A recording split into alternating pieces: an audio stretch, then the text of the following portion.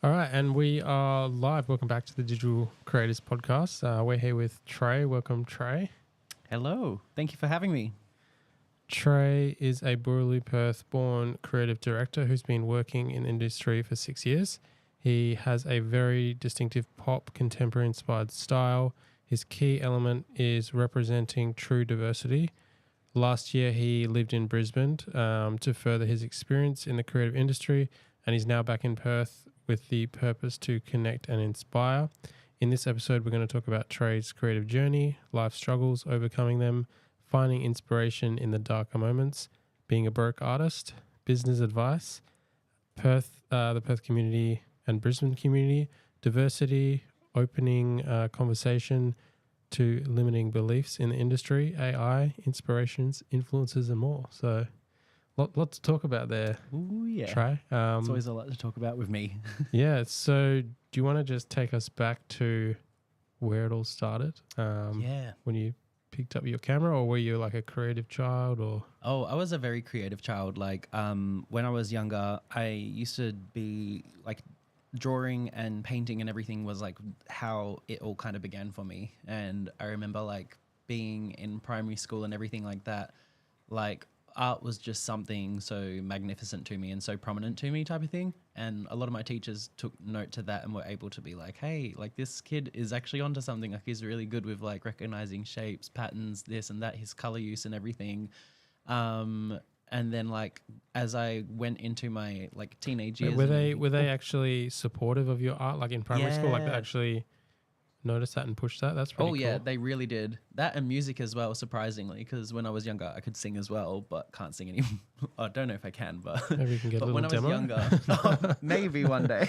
But younger, I used to, be a very theatrical kid, like relying on art, relying on singing and all of that type of stuff. And my teachers would embrace it and push me, and I would, like kind of take on their critiques and everything like that because it was my biggest inspiration. And in teenage year, me was like, yeah, I'm going to be like a famous actor or famous like artist or, and I would also flunk with purpose in high school. I would like purposely not do particular subjects and just draw the whole time type of thing. Yeah. So my mind was always like focused on art one way or another. And then it wasn't until like I was probably about 23, maybe 22, was when I discovered photography. And that's kind of like what got the dial turning even more, being like, okay, let's stop drawing and let's create something more real that is like more relevant to what society is about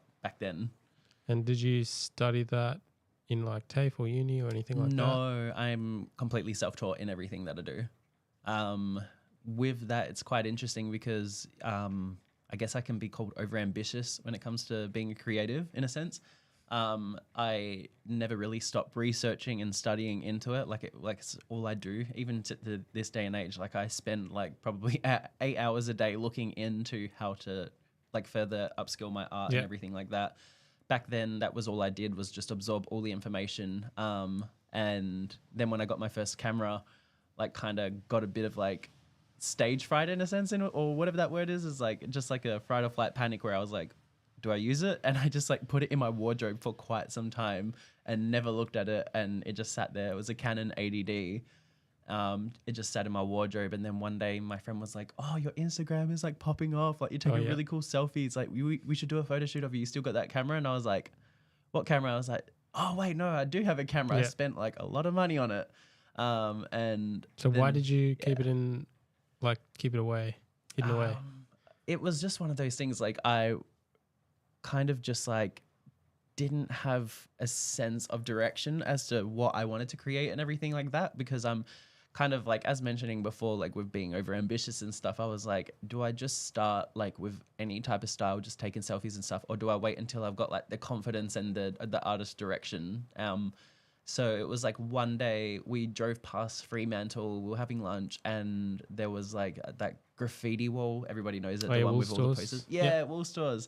And then my friend was like, oh, like we should do a photo shoot there. And I was like, and then it just like clicked. Like that's when the first like initial idea popped up, because I was like quite into fashion. Well, not majorly, but like was quite trendier with my clothes and everything. And I was like, oh, I think I have an outfit that will look really cool with this. So yeah, let's do it. And then it started with her taking photos of me. And then eventually I was like, oh, let me take your photos. And then it was like, oh, one friend would see it, let me take your photos next. And then another friend puts their hand up, like, can I model for you? And it was just cool. taking photos of friends for like just their Instagrams. And it was just for fun. And then it just kind of snowballed into like, wait a minute, I think I'm onto something. Oh yeah, I guess with the rise in social media over the years, like people just been getting more and more into photography and like creating sort of images of them. Now like I think back before Instagram, like nobody had like feeds of themselves, like photos of themselves. Yeah. But now everybody kind of like wants that. So I think there has been a positive impact in that way from social media, like more demand for photographers, I guess. I agree. Like, especially like with like how you mentioned, like Instagram back then was different. It was like, you know, we were like younger, and it was like you'd post a selfie here and there. You'd post like you going out with the girlies, or, you know, having Remember drink those nightclubs, like terrible like vignetted filters that yeah, just like photos of your breakfast. It's like a brown purple vignette. shadow, Yeah. green highlights, Yeah. and then like it was all about that. It was all about like just taking photos of breakfast, taking photos of lunch, having Your like dog, whatever. your dog and stuff. And then it kind of just got to the point where it was like, as you like grow older and like the, you know, influencer movement came in type of thing. I'd say like it was more so around like what was a big key element was like the Kardashians and stuff like that was Kylie Jenner's like influence. A lot of that was then when the girls were like, oh, let's start modeling like her. Let's like pose against the wall. Let's wear like street like wear. Let's like start doing posing. And I think a lot of photographers in like Perth like absolutely love like street fashion as well. Like that's one thing that like not a lot of people actually realize. And I think that just kind of was like, oh, like goes hand in hand, like the street fashion along with the influencer. And then it just kind of eventually expanded into people going their own ways and doing their own things. Then everyone became an influencer. Just for today. Pretty much. But I like, I don't know, like I don't have anything against influencers. I just like know what I like personally and what direction I want to go in and everything like that. So I think like I stray away, far away as possible from influencers in a sense, just due to experiences with them and whatnot. And I think like still there's like a cool common ground where it's like you can really like learn a lot from them in a sense, and they can learn a lot from us. But I just think it's like, it's still a little bit of a, I guess, division in the creative industry. I would personally say there's a difference between a model and influencer. Would you? I would say definitely like the difference between like, for example, that modeling and influencing is like I like with influencing, you're selling a product always. Like you're always influencing a item, a thing, a clothing brand, shoes, and it kind of, you can snowball away from who you are and your identity and your image. And the thing with models is that we're all image-based people, and we rely on having like a signature look, a signature everything we do. Yeah, influencers have that as well, but with modeling, it's like we're being hired for our looks and for who we are, what we're doing, yada yada yada. As opposed to, or do you think it's more as a model you're being hired for your looks, sort of period, rather than who you are? Or well, it kind of goes hand in hand with like the artistry of like who you are like as a creative. And I think like there are so many models that are now landing roles in like acting positions, releasing music and stuff. So they're multifaceted people, of course, but when you hire a model, like you're hiring them because you want them as a person, like to model whatever the heck is going on. Like a photographer or a professional person could be like, we have like say an artist releasing a new song, they need like a model with this particular look to be in the music video. You're not really representing anything clothing wise, fashion or anything like that. They just want the person to be like stripped back, very like raw and in the moment. And then like you wouldn't really go for an influencer for that unless they specifically had the look in a sense. But I feel like with modeling, it's like you're a lot more like reliant on your artistry and what you can create and everything. It kind of leans more into a structure of like, I'm not always selling a brand. I'm not always like relying on like the latest Instagram trends to get my image across or my message across. It's like I'm actually creating, and I am more in line with like my purpose as what I want to do as a model, as opposed to being like cash grab. Yeah. Okay. Yeah, I think that is a good question. Like, how would you define the difference between a model and an influencer? And I think for me, yeah, I think first and foremost, probably the model is more, you're hiring them on how they look Yeah. more than their followers. Like you can be a model and have like 10 followers, but you can still get hired because of how you look. Exactly. But an influencer, you need followers like that. Your value comes from your followers. Yeah. And if you're a model, it's like all about networking as well with influencers and models. We network in our own way in a sense, but we're not like how would you say? It's like influencers rely on that social networking as the predominant front runner in what charges them, drives them. It's all about the followers, the engagement, the trending. It's all about that. Where like a model would just like wake up in the morning, look at their phone for 2 minutes and be like, cool, all right, I got to go to a job, runway, fly here, do this, do that, yada, yada, yada. Yeah, I think influencers are very, they need to be knowledgeable about marketing themselves, but models normally, maybe they have an agency that will market for them, or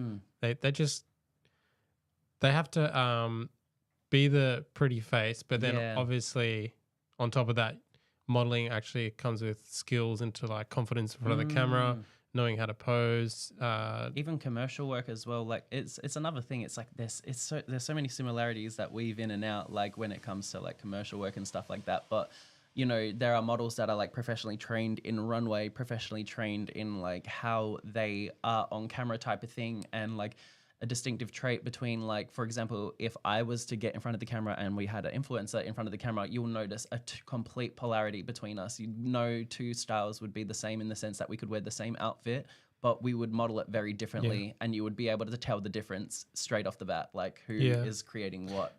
Yeah, 100%. Like even as a photographer, when I work with maybe say an influencer that doesn't have much experience in front of the camera, and then like a model, you can just, the flow just comes off easily with a model who's had that experience, like knows how to pose, knows how to kind of take direction, understands like what maybe the photographer direction wants.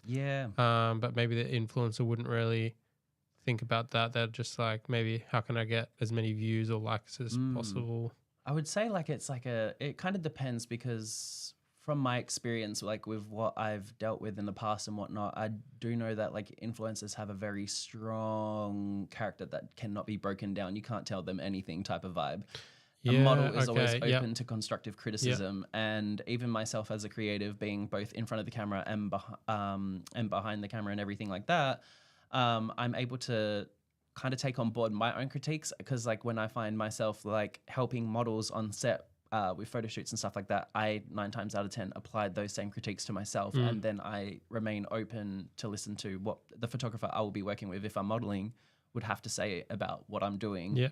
And so it's kind of like just expands it all. I think to be a model, almost you're almost like an actor in a way. Like if I say, oh, I want this to be like a darker scene, maybe like, or I want this to be like a more natural, it's like a nature sort of scene, you're gonna know how to like change your poses.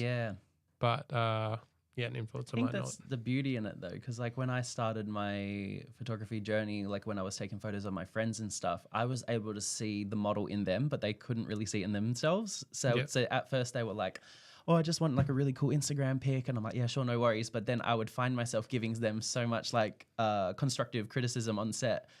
And I was like, wait, like I have a creative director in me. I have that, like I can see the potential in my friends. Like I can see how they can be pushed in if I was able to like really give them that opportunity to. And there was I had one friend in particular who like was just so absolutely like flawless and would always get photos of her and everything, and I would just always hit her up and she'd be like, yep, cool, I'm down. I'm like, cool, let's do this, let's like chuck you in a singlet, let's like find a tractor like on the side of the road, I'll get you to stand on it, full like powerful vibes and stuff. And it just was like a lot of fun at the time. And yeah, like you just need those type of people. You need friends as well to help you start your career and to like not really give a damn about how they look like and stuff. But back then it was a thing. Like we didn't really care. We just wanted to be in front of the camera because it was Yeah. like amazing and fun to. Yeah. Where now it's like we have a lot more like, yeah, a lot more different opinions on it now. Yeah. And I'm not sure if do we mention that you are a model in the intro? Because if we I didn't, can't remember. I don't think we did. if we didn't, Trey's not only a creative director, also he's in front of the camera as well. Yes. So how have you kind of like developed that over the years? Were you always confident in front of the camera? Oh hell no. No.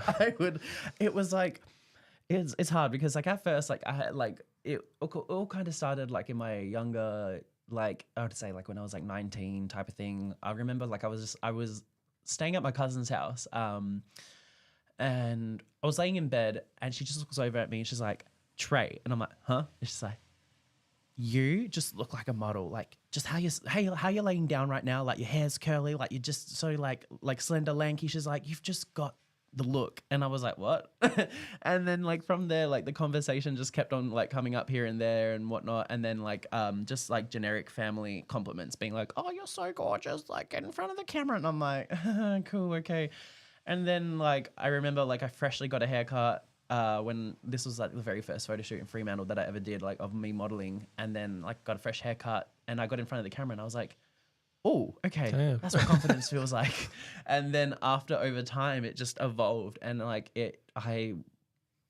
when I first started as well, surprisingly, like I was taking my own self-portraits. I would have a set theme. I'd do my own makeup. I was like used to do like makeup art back then, but I don't do it anymore. But I used to paint vivid, bright colors all over my face and then just sit in my backyard and take a portrait of it. And that just kind of like got a bit old for me in a sense because like I'd push my artistry, but then it got to the point where I just stopped doing it because I didn't have the damn wall that was really, really good at the house I was living at the time. And then I was like, yeah, like I kind of was like, okay, I'll model for people here and there. And I just had to kind of like discover who I was as a model. I'm still discovering myself who I am as a model because I feel very like in the moment now is probably the most comfortable I can be in front of a camera. Like I can, like I know what type of vision I kind of have for myself in a sense. But back then, like I kind of didn't know. I was really reliant on being bubbly, vibrant and everything. And then the more that went on, it just evolved and evolved. And I was like, I don't want to be wearing like this much makeup all the time. I don't want to be wearing these extravagant outfits. Like I want to be able to pull off like a simple like denim jeans and singlet type of vibe and really tap into like that Jim Morrison aesthetic and everything. And like it just over time evolved into that. Like I stripped back like a lot of overemphasizing everything that I did, but I wasn't and kind of still not sure now like on how to hone in my identity fully because like a lot of models have an image and I'm still developing my image because I'm more predominantly a photographer in a sense. And then it's like having the opportunities to model for people comes in sparse moments. Like it's not always like a constant stream unless you're signed, you know? Yeah. Yeah. Unless you're also a creative that like collabs in that sense. Like I know a lot of models who have worked with everybody, like, and it's like amazing to see them and they just have like a very distinctive image and they're happy and all of that. And then when I see myself, I'm like, I still need to push myself. I still need to like cater for the generic type of photo shoots, like simple digis, simple like just like something a little bit more raw and closer to like how I would want to be found and discovered and like signed type of thing, you know? Is that to be hired and that sort of thing? You mean things like that? Like I would say, yeah, like because I find like, you know, if I were to apply for a modeling agency right now, I don't have digis that are very relevant to how I look like now. I got old ones, but you can't use old ones when you don't look like how you used to look like back then type of thing. You got to keep them fresh and new. And then you just got to kind of show few elements here and there about like, you know, what you want to look like, how you're going to portray yourself, because you'll have the opportunity when submitting photos to like even just submit some random photos of yourself like in a photo shoot because like they'll have that option and whatnot. But like if I were to do that, I've done a few photo shoots that I could probably confidently submit now, but it's like I still want to see different sides to myself. Like I think I play it safe sometimes, but yeah. Do you think it's playing it safe or it's maybe you found, because I think even as a model, you have to find your like niche sort of thing. Do you think you want to kind of push out of a niche that you've found, or to fit maybe what agencies are looking for? Is that what you mean? Nah, like I'm pretty confident in like how I look and everything in my image that is like relevant to me now. But the one thing in particular that I feel like I need to work on myself is like best way to put it is like just kind of showing a bit more versatility and showing more of like a distinctive image of myself. Like I, in a sense, like am still discovering myself as like, you know, as a model and whatnot, but it's like trying to find that time when you're a photographer, when you're doing 10 other things in the creative industry. It's really hard because like we just have inspirational moments where we're like, hell yeah, this is the week, it needs to happen now type of thing. But then you might not find a photographer, you might not find someone available, you might not even find a friend who can just take a portrait of you.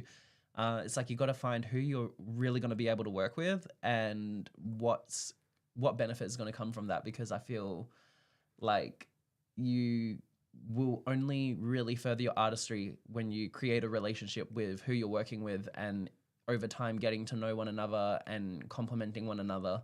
But if you're just constantly working with different people, you're going to kind of like struggle a bit in a sense to find like that balance, because every photographer has a different style.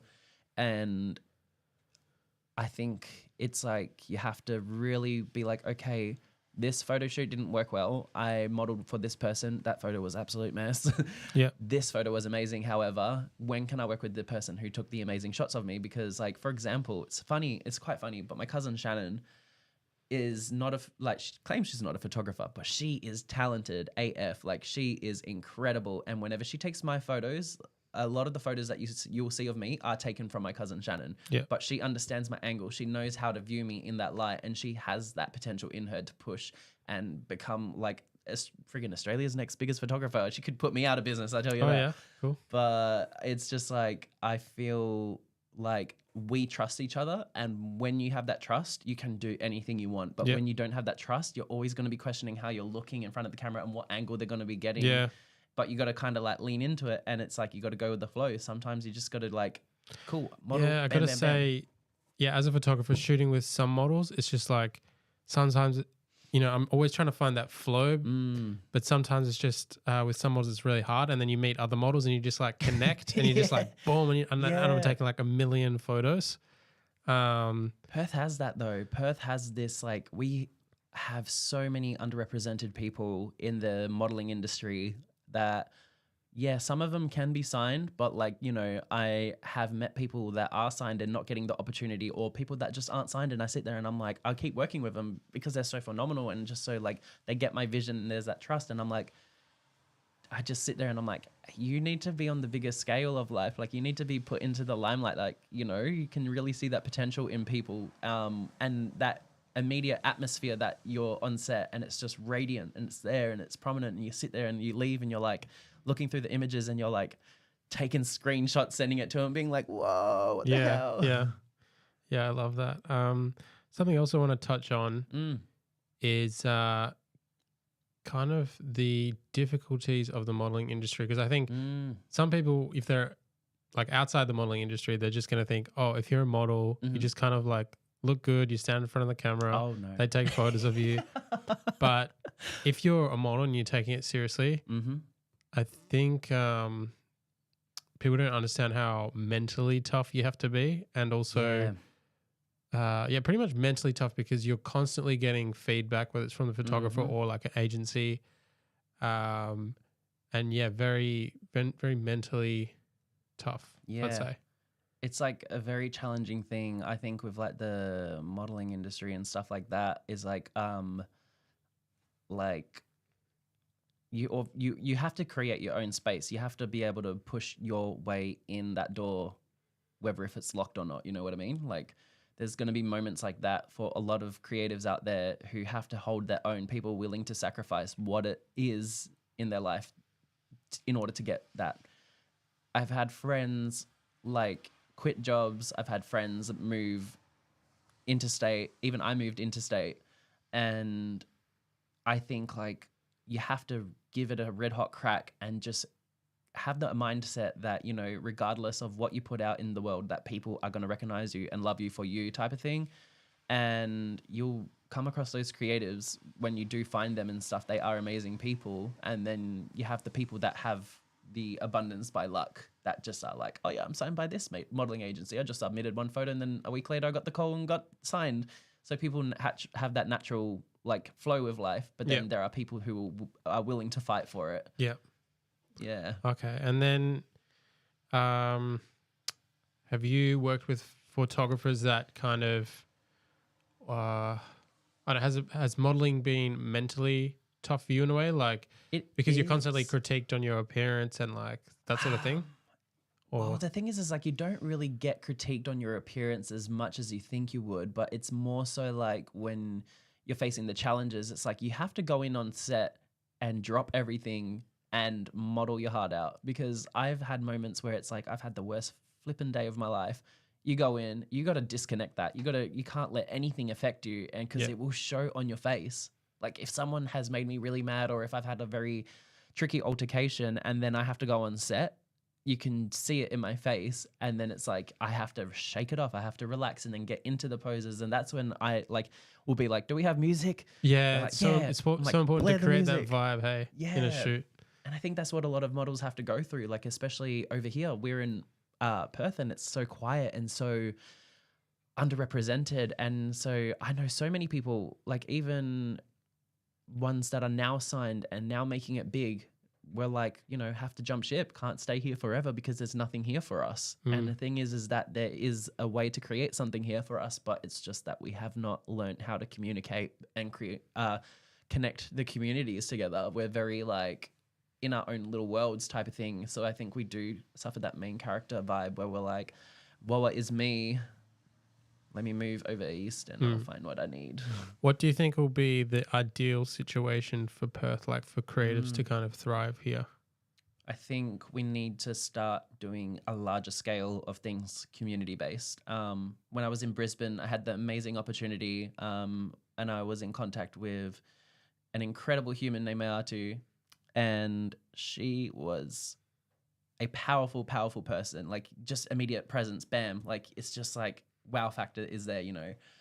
And I was able to be a part of an event called Spinning Wildfire, which was really, really like I hold that close to my heart so much. Like it was, I remember like when we were in contact and she messaged, so funny. She's like, hey, we're going to have the very first meeting. Like, do you want to come to it? And I was like, yeah, sure. No worries. I'm flying to Brisbane. I land on like on this day, and then it was like 3 days. So I landed on like a Thursday. She's like, the interview is like Tuesday if you want to make it.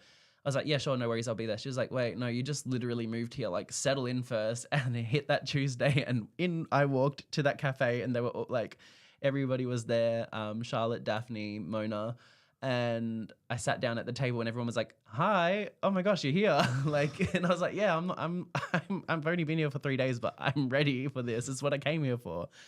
And from that, like, Spinning Wildfire came about, and that's like the sense of community that I had been longing for that I wasn't getting here. And we just all interconnected, and then all of a sudden, like, this event just like skyrocketed and just became its own thing. And through that, I was able to do the event photography and the campaign for like the photography and the video and stuff. And it was like just meeting all these different artists in the same room, like, you know, doing a photo shoot with onset of like 50 people or, you know, stuff like that. And just meeting, having conversations. And who are you? Oh, I'm a musician. Who are you? I'm a model. Who are you? Like, I'm a dancer. Like, it's like incredible. And I think like that open space is available there because the people are willing to invest in it, and they see the potential that has, what community means. And I think like over here, we're very reserved people. We don't really like have a lot of spaces for that. We are trying to push for an arts community, but I think the problem is that there are too many fine little cracks that people hide in, and they're not really willing to come out. It's like they're staying in their own little groups, and it's like it's not going to benefit anyone if it stays like this. I have noticed a change recently though. Have you heard of a a space in the city called Lawson's. No, see, I have been guilty of staying in my own little crack at the Oh, there you moment, go. like my own little crevice, Guilty like a as hermit crab. charged. Guilty as charged at the moment, but to be honest, I'm looking to step out of it. So yeah, no, haven't heard of it, but now I have. Yeah, so Grace Lamb, who was on a few podcast episodes ago, she introduced me or told me about it. And then I first checked it out, I think maybe 2 or 3 weeks ago, but it's almost like a co-working space in the city for artists, basically. Kind of like a place in Brisbane that is called Vent Space. It's like it's everyone working under one little, like not even little, quite big like space. Yeah, it's pretty much like that, but it's sort of like it's kind of like feels sort of high end, and like it's got like this amazing design, like amazing design throughout. Like the interior design is just so good. Like the furniture choice, the colors, just like if you're a creative person, a vibe. You just get it's life just like from it. like an awesome vibe. So it is like a members only thing, but they have events there, and then if you're like a creative at the event, they're like, come check it out. But yeah, I went to an after party. There was a exhibition sort of finishing party it was the artist called Harif Guzman, who's a New York artist. They had like a closing party at the Camille Gallery in the city. Have you heard of Camille Gallery? Yeah. So after that, everyone just like went to Lawson's, and it was just like such a vibe, like all artists, photographers, designers. Yeah. Everyone was there, and I was like, oh, okay, this is what Perth has been missing, like this kind of vibe. And it's funny when you see people, because we're such a small place. We know each other, but we'll call each other by our Instagram names and not, or just like pretend like like pretend you don't know who they are. Yeah, but it's like they come up to you. I get so many people come up to me still, and they're like, "Oh, you're that photographer," and I'm like, yeah, that's me. Hi. And sometimes it catches you off guard, like especially in Brisbane, like you get exposed to that type of environment, and then you meet like everyone through the grapevine, and then before you know it, you're just hanging out in the city, and you get stopped by 12 people because they know you through their friend or etc. And it just like it networks yourself, like it just speaks for itself. And then over here it's sort of the same. We just like bump into one another and we're like, oh hey, like haven't seen you in a while, like, and then you just start the conversation and stuff. And but like we need like a space where it's like more people all in the same area, and people kind of actively introducing themselves, because I don't know whether it's the creative introvert thing, but it's like sometimes somebody knows you and you know them, but either maybe you don't want to, you guys just don't communicate. I'm always like, if I've seen them on Instagram and I like their work, I'm always going to be like, hey, I know you from Instagram. Like, this is cool. Well, I mean, same goes for us. I mean, like I've been following you on Instagram for like so many years now, and I remember watching like your YouTube videos and everything, like the night ones and everything, getting inspired. I was like, oh my God, this guy is so cool. Oh yeah. And now here we are, and I'm just like, hell yeah. Like, this is what it's about. Yeah, I think we need like a platform, whether it's this or like events. And also like, I think we just got to get out of our houses sometimes. Like I struggle with that as well. Just like, there's an event on, and I know it's like a creative arts event, but I'm like, it's honestly a creative thing. We're such introverts at times. Like we just like are cats. Like you will not leave the house. But then once we're having fun, we'll just like just be ourselves. Yeah. Oh, absolutely. Yeah. And I want to touch on like diversity in the modeling industry. So that's something you like to sort of present in your work. Oh yeah. So I'm all about like representing like people who I think should be in the limelight in a sense. Like I see people who are so unique and so talented. Like I'm a firm believer in those like with the potential. Like I'm like everyone's like, if I believe in someone, I'm gonna like tell them, like I'm gonna pull them up and be like, hey, I am noticing this in you. Don't like let that go, like push for it, because I just can see so much talent here, and it's absolutely ridiculous. And then when you're in Brisbane, you're like, you see talent everywhere, like just it's just like there's so many people. But the thing is that like they have the opportunities to be signed, they have the opportunities to be performing in large scale like events and stuff like that. Like the thing is that the power and the determination there is incredible. Over here we got a lot of people who we're in the struggle of like lacking self-belief in a sense. Like we like I know so many people who have like been just musicians just simply on like, you know, the Instagram stories or just chill in their room. And I'm like, why don't you do a gig? Like people would come to it and they're like, oh no, like, I think it is because Perth does feel small and it feels like everybody knows everyone. yeah. Like, you know, when you're in a huge city and like nobody knows who you are, so you feel like you can be yourself. Here it's just like, it's like your family's, there we go. Your family's like watching or like, and you don't want to express yourself. It's funny, but yeah, no, like cause like that's how I see diversity in a way, is like finding the people that don't fit every or tick every single box, you know, like it's a very, like with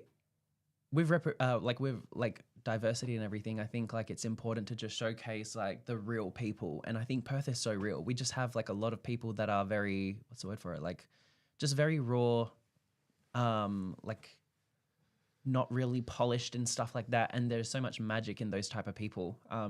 So I like to like bring those people onto my Instagram and I get them to model for me. And it all started with my friends, like just getting my friends to model for me and everything. And then before I knew it, it was like connecting and putting out casting calls and then finding those people, those like hidden people that are just like small followings or just in general, like do modeling for Yeah, I fun. like doing that as well. Yeah. Just like, Put the I'm like, feelers wow, out. this person's so cool. Or they look so cool. Like I want Yeah. to show them because then maybe other people want to work with them and Yeah. it could be like a knock-on effect sort of thing. Yeah. And it's a cool thing as well because like you do get to create amazing opportunities for that person, and you might not be necessarily anybody in a sense. Like for me, if I can help someone just get like, you know, a few photography jobs or like modeling jobs and stuff like that, I'm happy. But it's like it's not necessarily my drive or anything. Like I'll just naturally will go out of my way to help someone like that. But it's like it's not like I'm a talent agent. It's not like I'm, you know, anything like that. But I'm willing to like create opportunity when I see someone with that potential. Yeah, just to help them out, like push the scene. Yeah. Are you happy with the diversity you've been seeing in the modeling industry? And it could be like Perth or Australia or the worldwide industry. I think we have a hierarchy, and that hierarchy is very, very interesting in the modeling industry. I think we like to blanket diversity for what we just call like extremely good looking people. Like the best way to put it is like lately when I've been looking at modeling agencies and stuff, I'm seeing extremely attractive models and everything. Like it's just like, but they're the type that you would look at and you're like, okay, if their brand is diversity and I'm looking through this and everyone looks like the college jock or like, you know, the friggin' like the incredible Barbie, it's like, how is that diversity when you're typecasting people for how attractive they are and how they're going to appeal to people in a sense? I think we see that a lot in the modeling industry where people have a set look and set image. Like you can compare numerous modeling agencies and you can just see a structure that they stick to. You can see that 9 times out of 10, their models all have the same rounded faces or overless like faces, high chiseled cheekbones. And then it becomes like copy and paste. Let's just get them in all different colors and ethnicities and everything. And then you just realize like, oh yeah, cool. It's diversity, but it's like, yes, it's diverse, but it's diverse to the commercial scene. Like who's going to naturally look the best of the best? Where I like Perth for the reason that we have so many like just unique looking people that don't fit any of that like category. And I think that's probably like a space that needs to open up in the future, like for Australia, is like somewhere to be represented, like people that actually like are the real people and like show off their potential and whatnot. I think like with modeling industries, there's this power of like who, like, I mean, it makes sense when you think about it because they're all sitting there looking at the modeling boards going like, okay, we need people who are going to be easily signed because it's going to make us money.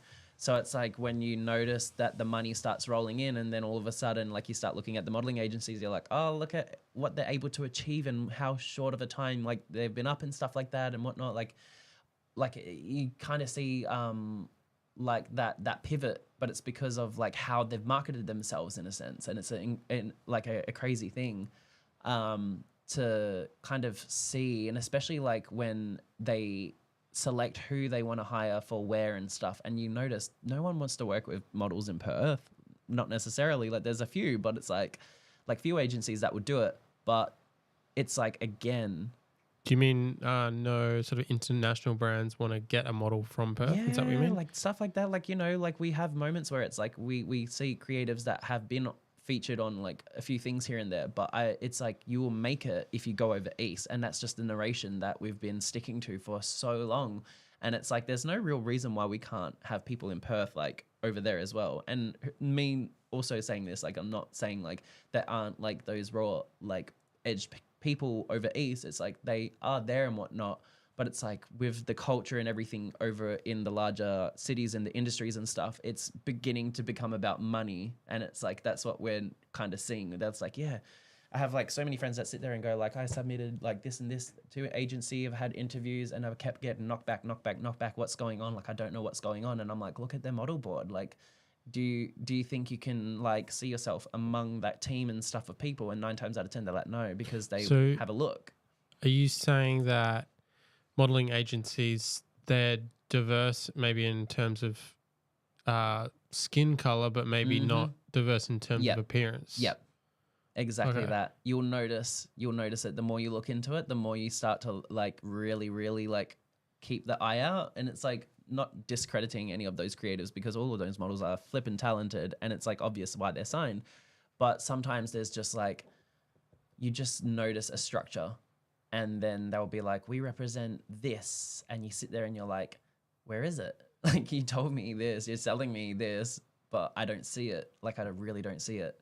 And I think like that's one thing that a few modeling industries are afraid to do, is like hire someone who is like a little bit more alternative looking, because someone like alternative isn't necessarily going to land them the most jobs, and they are now in a position of being like, well, if this person's not bringing in jobs, I don't want to waste a contract on them, or this and that. Like, are there agencies that kind of specialize in that alternative look? There are definitely some that I have noticed. I won't drop any names because I don't want to get dragged. But drop it. but like the thing is like, for example, I almost got signed myself, and I had the interview, and then they offered a contract, and it was a very interesting leading modeling industry that was in Australia. Very, very big, very well known, super commercial. They offered the contract, and then 2 days later they revoked it. And when they revoked it, I was like, hey, what was the reason why? Like, that's just not really cool to be like, hey, we're going to sign you. We'll send the contract out, look out for it. And then 2 days later, email saying like, sorry, we're not doing it anymore. And it just was like a moment where I was like, oh, okay. And I emailed them, they emailed back, and they just said, oh, it's because you're in Brisbane. And I was like, you guys knew I was in Brisbane prior when interviewing me, and now you're saying that my issue is because I'm not in Melbourne and because I'm in Brisbane.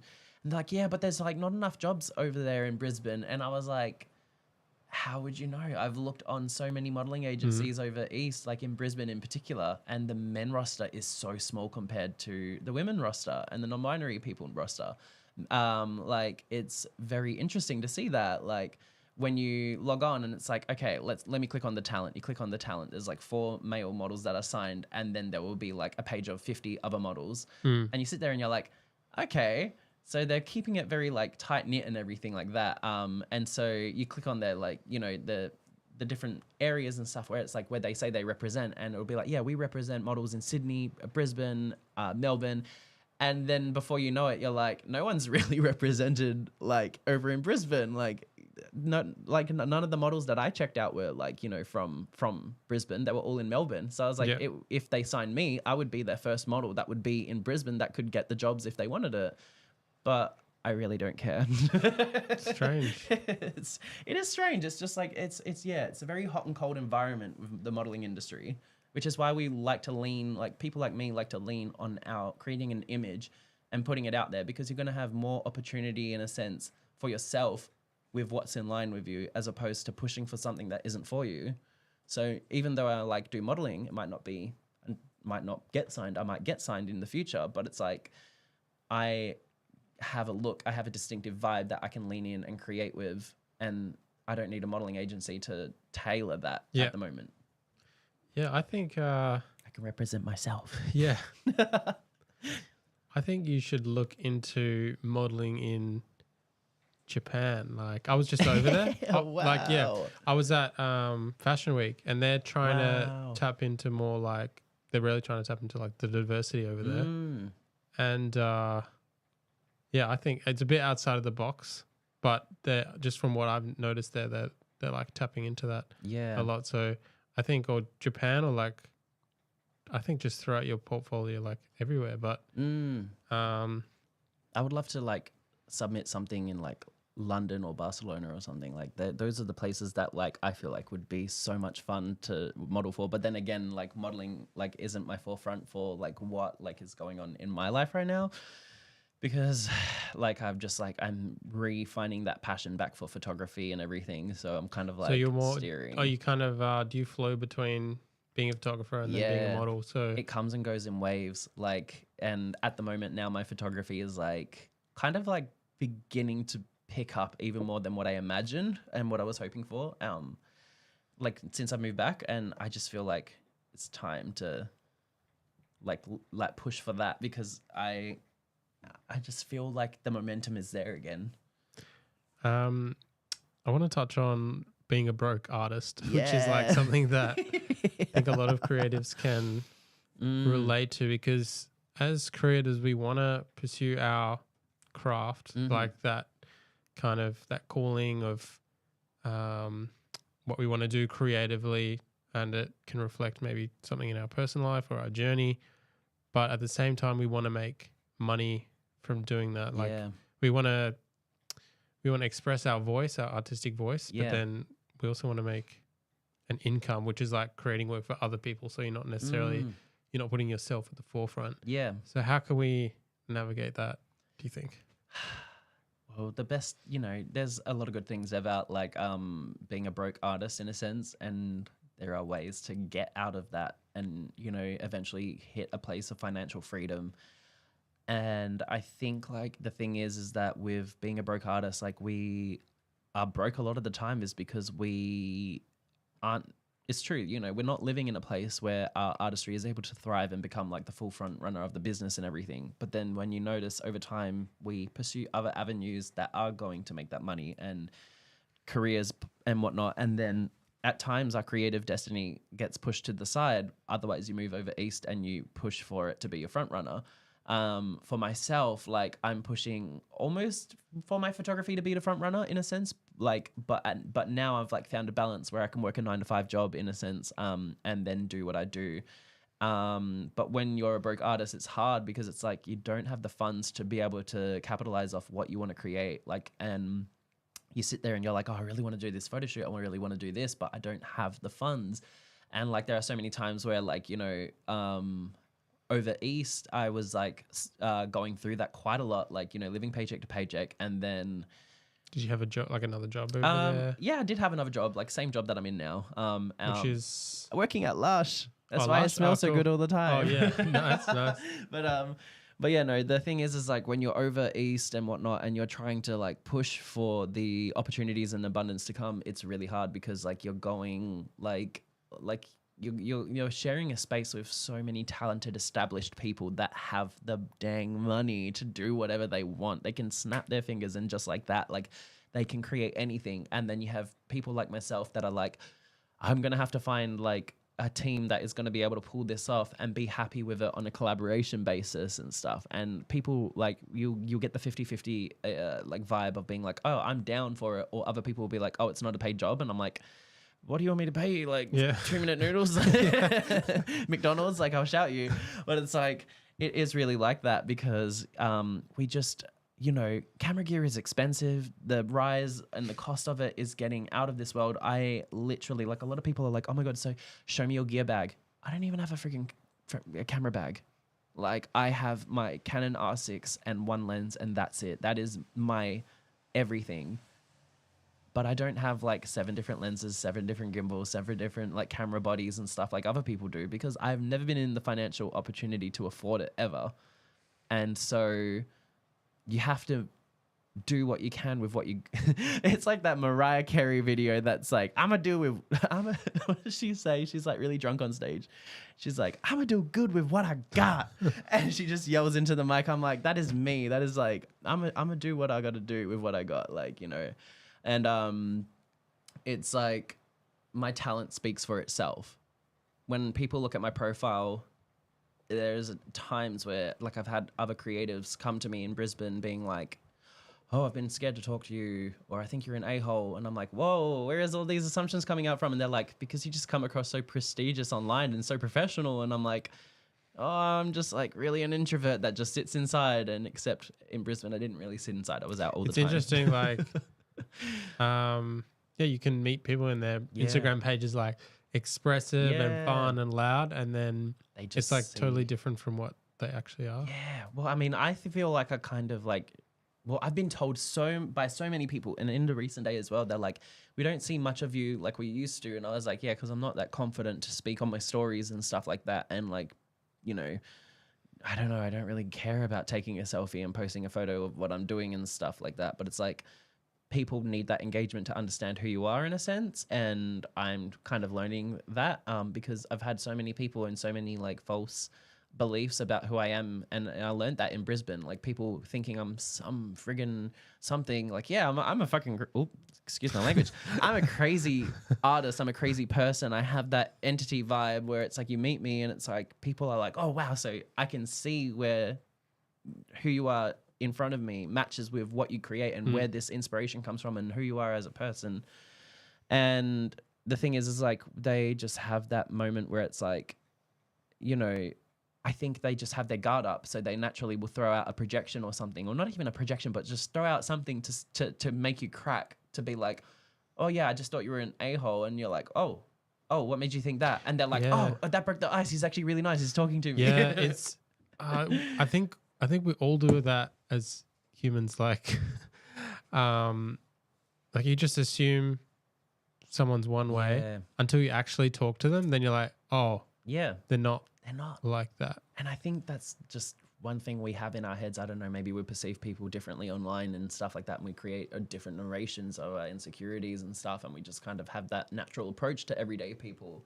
But I feel like we can learn to let that guard down, and from that we can have those conversations and stuff, because like at the end of the day, with the connections that I made in Brisbane, I was able to learn from some of the best in the business, and learn from people who are paving the way for the newer, you know, tomorrow. And I sit there and I'm so grateful for all of the connections. I can list them on like all these people on the top of my head, because they're just so relevant to how they shaped and gave me the advice to learn what I really needed to learn. And I feel like there was one particular person, Kiri, who is the owner of a modeling agency, Ahua Management, and she is phenomenal, absolutely phenomenal. And so I just love everything she does. She does everything with such grace, and I felt like she was a true mentor to me. She was always there for me, always willing to push me as well. And when someone who is like accomplishing great things and, you know, is like representing things that are in line with you as well. Like her agency definitely aligns with my beliefs and everything. Like she represents culture, and it's just so beautiful to see. And to get the first, like, you know, initial meetup with her was amazing. Like I remember her walking in the room and I was like, oh my God, I was a bit starstruck. I was like, oh my God, it's her. I keep seeing her Instagram and everything. I was like, cool. And then we just got into conversation and we became really good friends. And I reflect back and I'm like, she gave me so much wisdom and so much like knowledge. I sit there and I'm like, dang, like that is what I needed. You need that tough love. Like you need someone who's going to push you, but then make sure that you are certain in your decisions and what you make and the power that you have, like being like, okay, like you got to realize, like my favorite quote of hers, she said to me one time, she's like, when you're a creative, you got to wear all the hats. It's not just one hat. It's like so many different things. You got to run the show. You got to run the production. You got to do this, that. She's like, you don't just put on one hat and life is peaches and cream. It's like, you got to wear 50 hats if that's what your job requires and stuff like that. And she just was able to kind of narrow down like a formula for me that made me feel like I know who I am type of vibe. Like she was able to be like, you should know who you are. You if you want to be like established like the way you're saying, you're going to have to take these leaps and go into the direction that you are like, you know, you're passionate about. And she made me really deeply think about that. And now to this day, I'm like, dang, like I really am 10 times more confident than what I was before. But what I am now, sorry, than what I was before. Like, and it was all because she was able to hold that space to really be like, let's find who you are among all of this. Because she's like, you know, Brisbane is one of those places where it's like you go there, and for someone like me who's new, you get sucked into it so quickly, and it's like this hype and fuss, and then you can never really ground yourself, and you get caught up in all these ideations, and it's hard to really center yourself.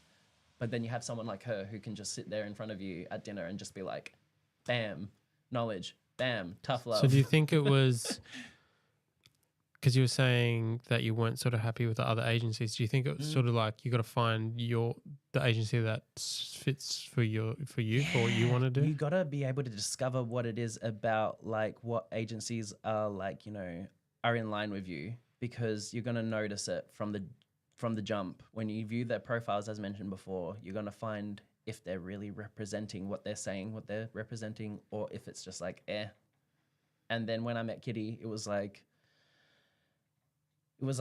we connected, and she told me her life story, and then I shared my life story, and then I just was like able to see like a line where we both were like, wow, like I get you. And so when she was doing everything she's doing now, I sit there and I'm like, you're like a firm, like what's the word? Like you're a leading example of what you say. Like she walks the walk, she talks the talk. I think that's important. Hey? Yeah, she just is like, I see driven. Yeah, I do see a lot of creative organizations that say one thing, but then it's all kind of like image. It's very much image, and they're not actually doing what they say. So, and what are your thoughts on kind of body image in the modeling industry? Like you are seeing more sort of plus size models, for example, entering. I think like we are in a very, very you could say fruitful body range in a sense, like with where we are in the industry now and stuff. Like you will see people that are like all heights, all type of vibe and stuff like that, and all body weights and etc. body features. And I feel like the one thing I keep seeing only with particular men at the moment, but that's just because it's from what I've noticed from my perspective though, is that like I'm a very slim and slender person. And a lot of men in the modeling industry at the moment are very statuesque, very tall and strong looking, masculine, broad shoulders and all that. And I kind of don't fit into that category, which makes it hard to be an alternative model in a sense, because someone who's a bit more skinnier, lankier, who relies more on their facial features and stuff like that. Like you got to be able to, like you got to be able to like. That's interesting because I've noticed that just from going to Japan, and they had like very high end shows that I had the opportunity to go to one of the most exclusive shows there by Takahiro Miyashita, the soloist. And it was at the National Museum in Tokyo. And they had models from Europe, like the probably top models, like probably very expensive agency. And they were all like very skinny, tall. Interesting. So it's just I think I think that's the demand for the most high end models is definitely skinny, like almost feminine in a way.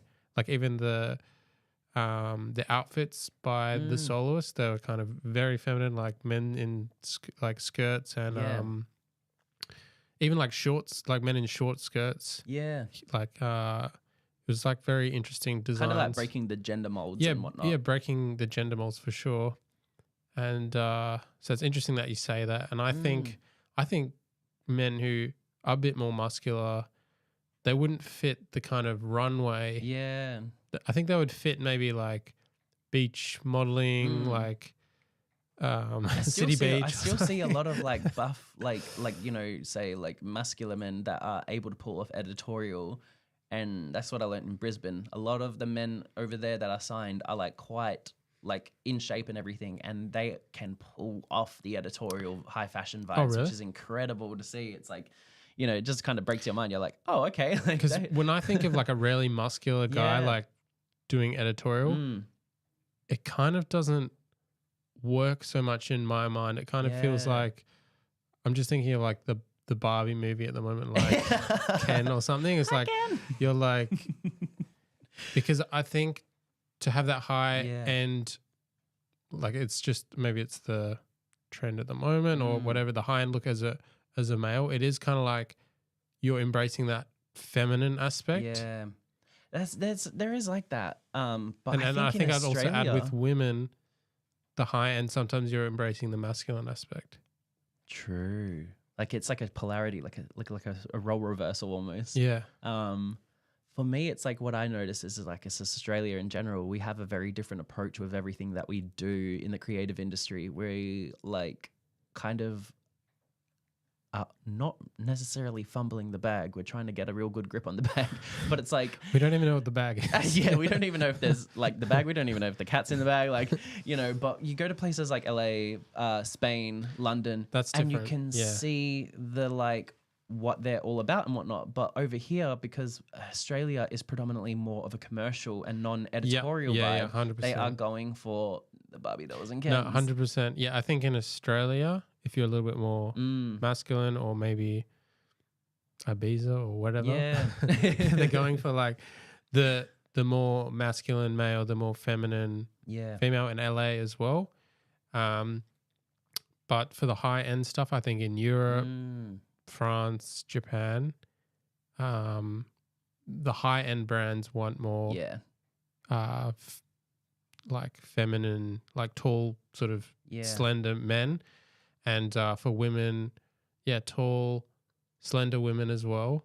But I've noticed the top models are kind of like have, for women is like they have a masculine appearance, could be like more of a jawline. Like very chiseled and structured in a sense. Like, and yeah, it's an So interesting it's the look. market. I think It's a market. We just humans are doing human things and creating like a hierarchy system where it kind of filters into a small narrow cone of people that fit that selection. yeah. But there's a lot of people out there that are still trying to expand that cone into like so more people can come in. And I think that's what we're looking at moving forward. But it's like it's going to take time to get there. It's not going to be a tomorrow thing. Yeah, 100%. I think anybody can be a model.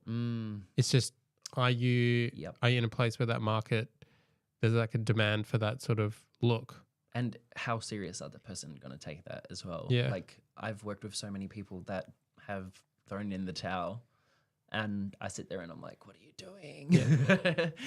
And they're like, "I just wanted to pursue my normal life." I'm like, "Cool, you go for it. Like that's totally fine." But like you sure? Like I will help you. I'll be your number one like cheerleader. Like yeah. What are your thoughts on say these high end brands not using plus size models? I think like it's kind of hard to say because I'm starting to notice like a lot of brands and industries that are like still using plus size models for like, you know, modeling. I mean, and stuff like from what I've seen, or runway in particular. It's kind of hard. Like that one's a hard topic in particular because I'm not too familiar with it. But however, from what I've seen lately, like in Australian runways, just from Fashion Week and stuff like that, like I really think they are starting to cater like a really beautiful amount of people. Like, you know, there's like with runway, it's kind of different in a sense because like what I can say, and I don't know if you'll notice it, but you'll probably notice it from here on out, is like if it's not a place that is endorsing that vibe, you're not going to see diversity on campaigns and stuff like that. When you go into, you know, when you're walking down and you're seeing JD Sports, you're seeing the Nike store, you're seeing all these different stores and stuff, like, you know, and you look at their campaigns, you're not really going to see the diversity that you'll see on the runway because the runway is for that. The runway is for the people. A campaign is to sell the brand, the image, what they're selling. So they have a target audience, and that is, again, what we just keep on seeing. It's like, if we're talking about like, you know, diversity and representation and stuff, like if commercial can expand on that and start like showing more realer people, I think it'll be an incredible thing to see in the future. But the thing is that like, again, you'll see places that like are starting to do that. Makeup brands, makeup, Mac, all of those type of vibe stores. Like you notice it a little bit here and there. It's like, okay, they're expanding. Like Mecca, for example, are now using a lot more male models. Before it was no male models whatsoever. There is also just other brands that are also expanding on those things. Like, you know, like I work at Lush, etc. Not allowed to talk about it because disclosure purposes. But like, however, there's other stores similar to what we do, and you'll see on the commercial aspect there is expansion. There are real people. Yeah. Yeah.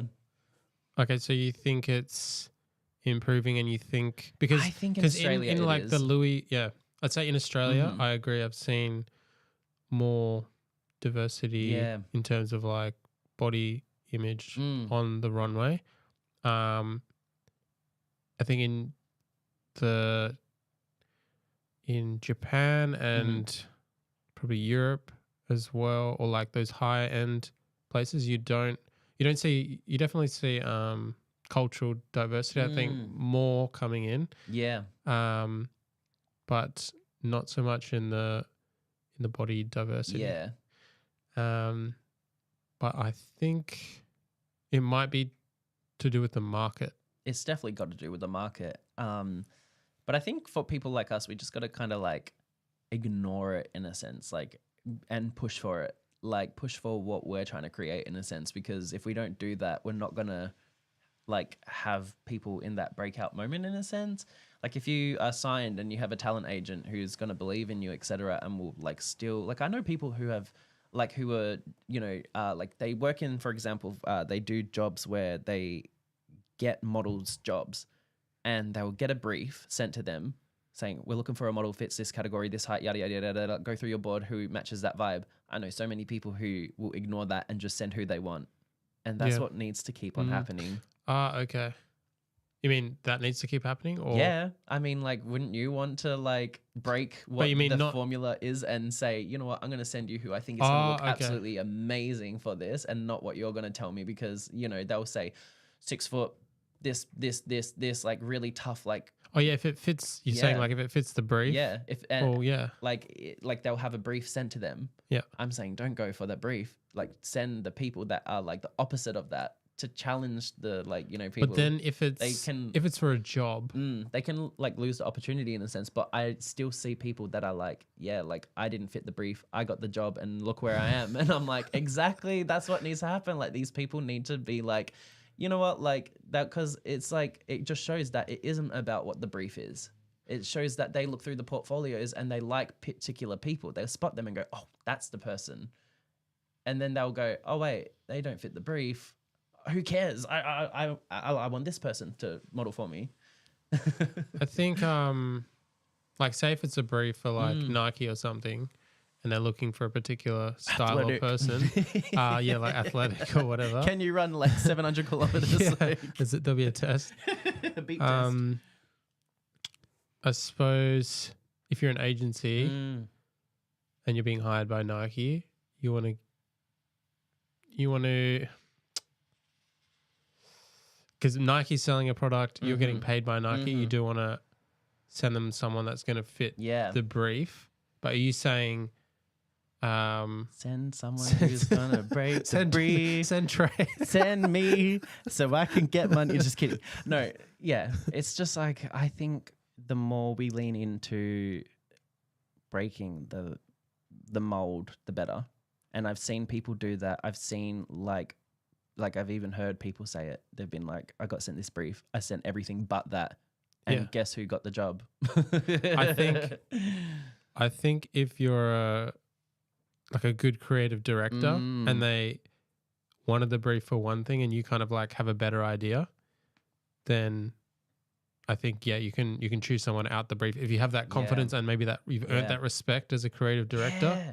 I think that's the thing as well, is like artists, like, and earning respect. Like when you meet people, you earn respect by like respect. That gets you so much like brownie points. Like that, it really does. Like you just gotta like show that you are like walking, talking, and you're showing up, show up and show out. Because I feel like that is the thing that like ultimately people are gonna stop and be like, that person means business. That person means legitness.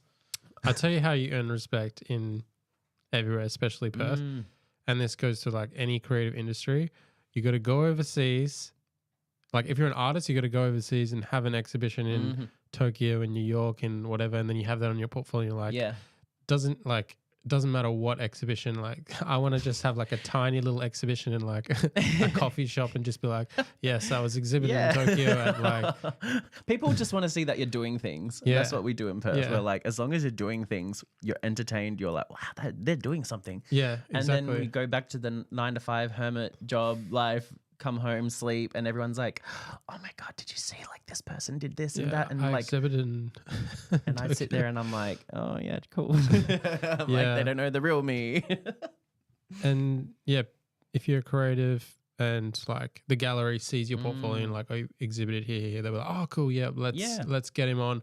Or if you're a model and you've been on a runway in New York and Paris and Japan, then they're like, oh, okay, you got that. It's so like a form of like social presence is what they look for. The weird thing is like runways are not what they are all cut out for in a sense. Or like the brand as well. If you're like, I've worked for Nike, Puma, they're like, wow, okay, let's hire him. So it's personally, this is unfortunate because I think you should be hired on your talent and your talent only. Like it doesn't matter if I shouldn't have to know your background. I should be like, okay, Trey's like this. Cool, I respect his work. I'm going to hire him. Not like, wait, I've seen your photos, but I need a cosign from international people, cosign from this brand. It's like that kind of annoys me, but it's just the way it is over here. Like you need cosigns here from people or brands or definitely. Whatever.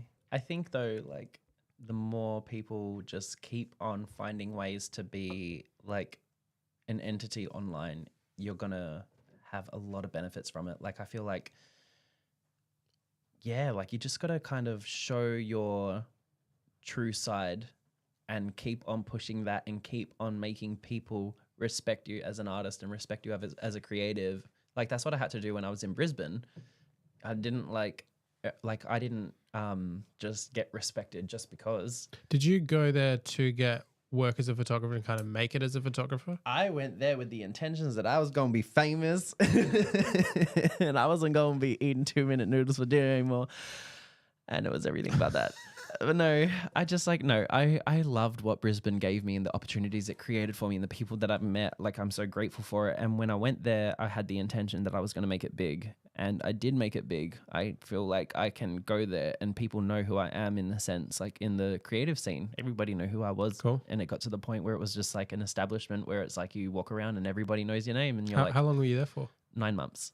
Okay. Yeah. So, but it was because of Spinning Wildfire. It just shot me straight ahead to work with like 50 artists straight off the bat in the first month to take all their portfolio portraits. Are they an agency?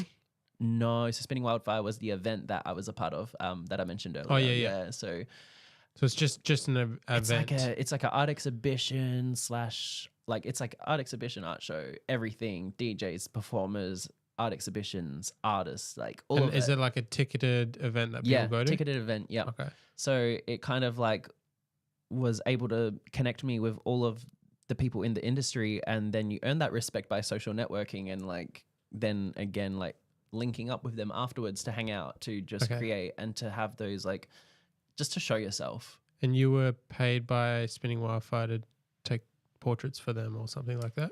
I won't disclose that information. Oh, okay.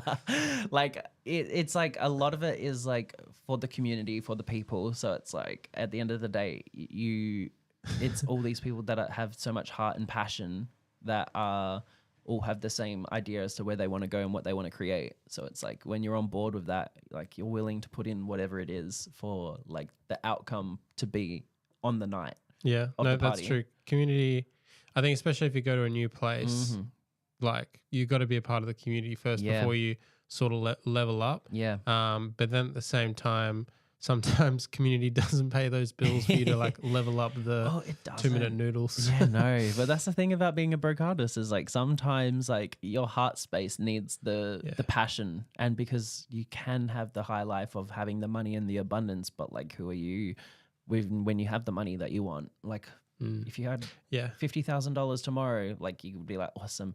Let me just pay off all my damn bills and be broke again. Sometimes I think it's more fun being broke. Like I get You that have you less can to expect in a sense of like you're used to the flow of what you got. You're like, yeah, this is achievable. I can manage this. And then when the money comes in, you're like, how do I make more money?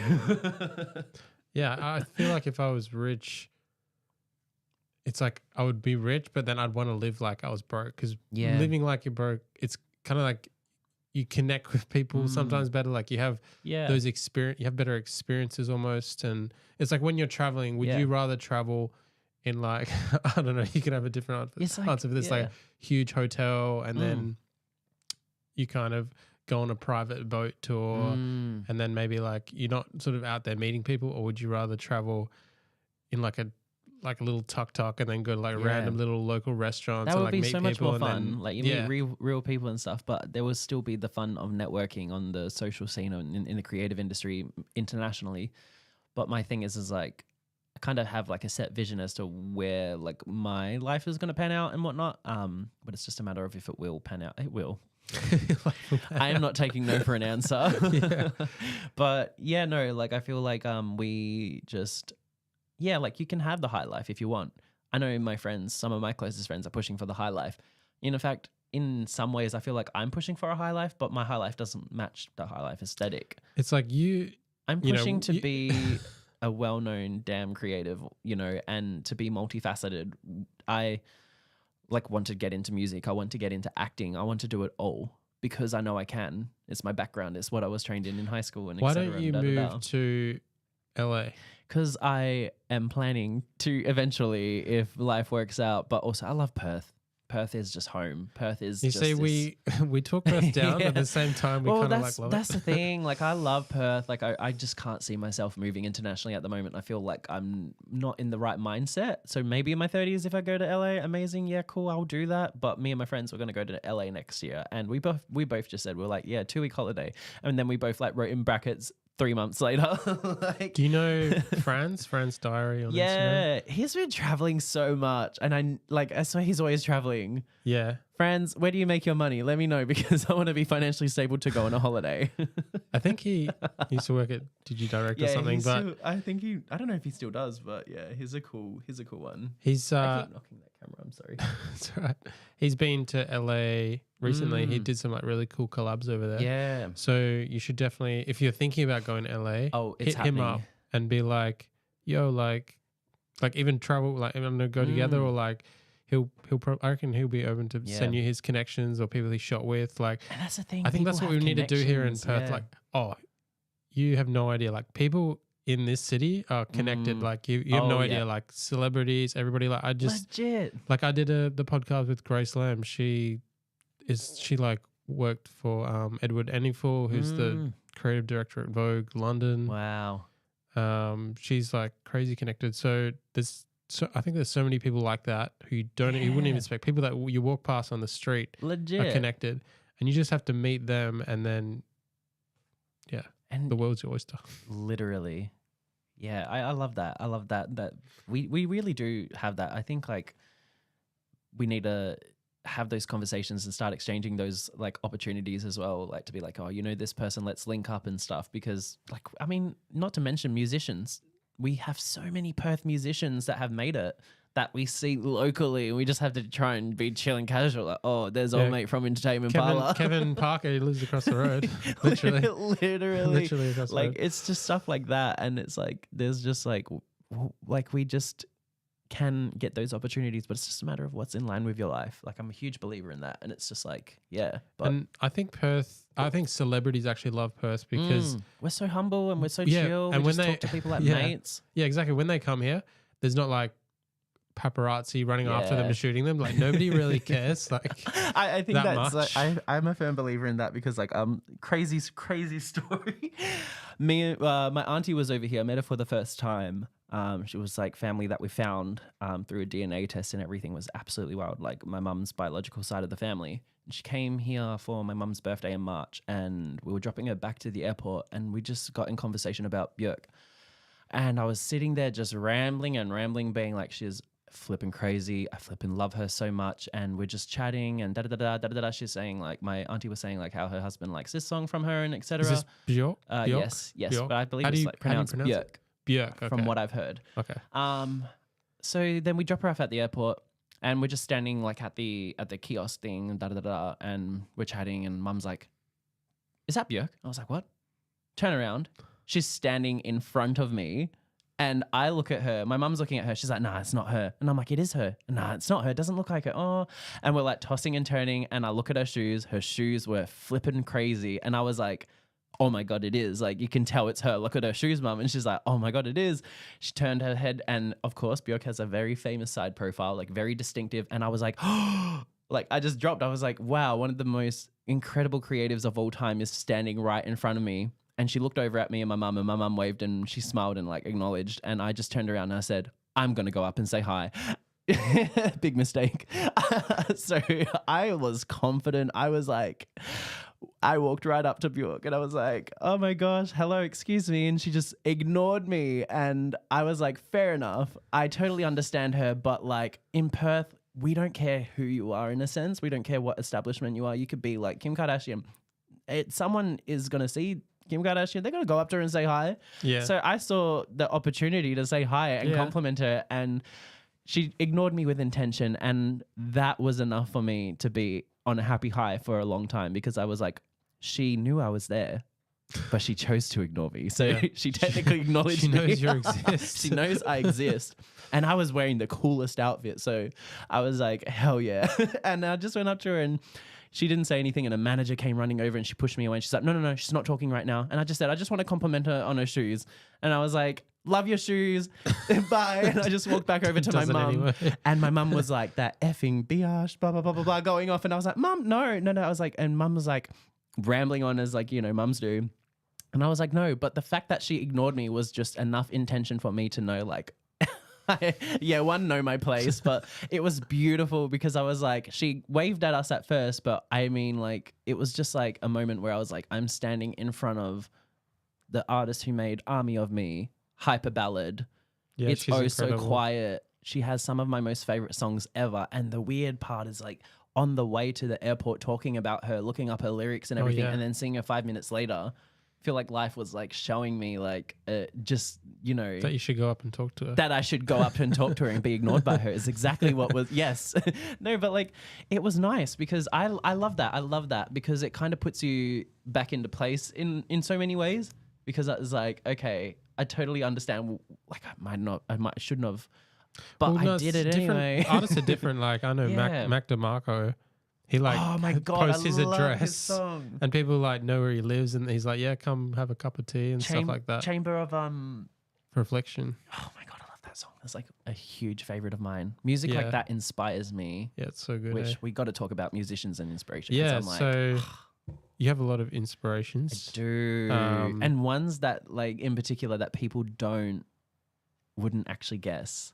So is this for modeling or style or photography? Life. All right. So let us know your inspiration. So my biggest inspirations at the moment, Sorella Moore, absolutely beautiful human, creative in every damn way possible. And they just released like their new single. Didn't even know that they were going to be in the music industry or do anything music related. And now they're going to be like, releasing an album soon and whatnot. And it's like, she is a huge inspiration to me. Kesha is a major pinnacle artist who inspires me. Just the spirituality that she holds, the grace that she holds, and her movement and energy and her story is just so compelling. And it just really lifted me out of really dark moments as I was a teenager and stuff.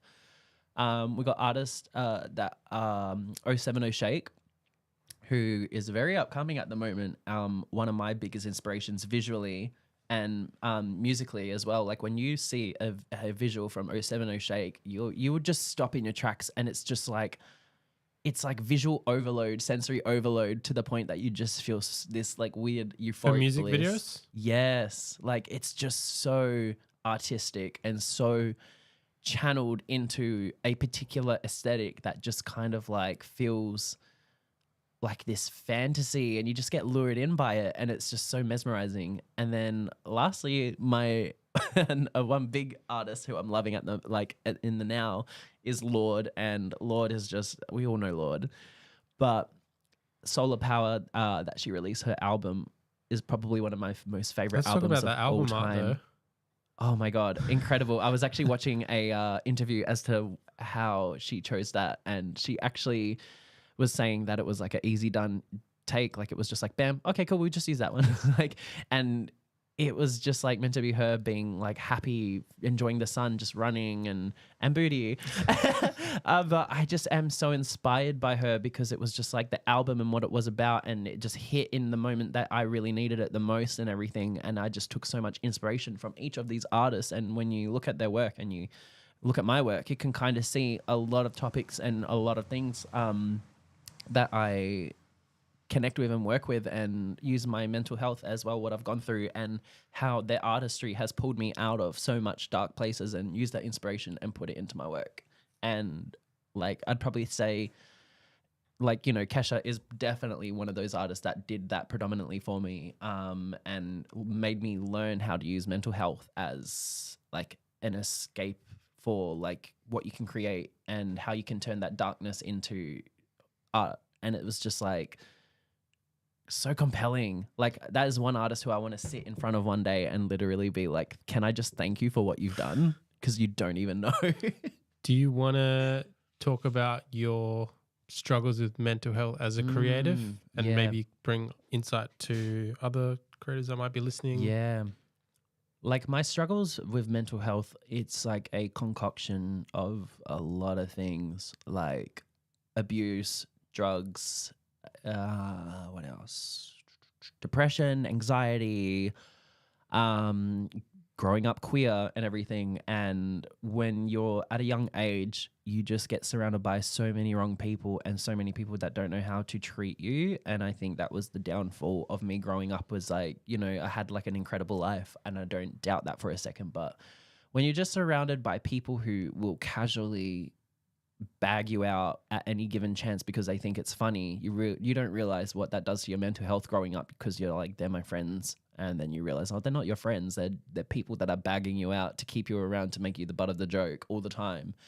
And then it also can come from parental figures and stuff like that. My mum is like incredible. She never, ever, ever, ever had any doubts about my creativity, and she pushed me for my creativity and whatnot. So I'm very happy that she's in my life and everything, of course, because she's my mum, but like she was able to really like be like, you know, filter out that noise and focus on your creativity and notice what you have and work with it. And she always endorsed that and brought that side out of me as well. But I did have a lot of people that I won't mention names, but like that would go against my existence for just who I was. And then artistry wise, like, you know, just I've come across people being like, you're not going to make it. You're not going to do this. You're not going to do that. You're like, and feel so much doubt and spew it into your mind to infiltrate it. And it's so sad because it's like people don't see what that can do.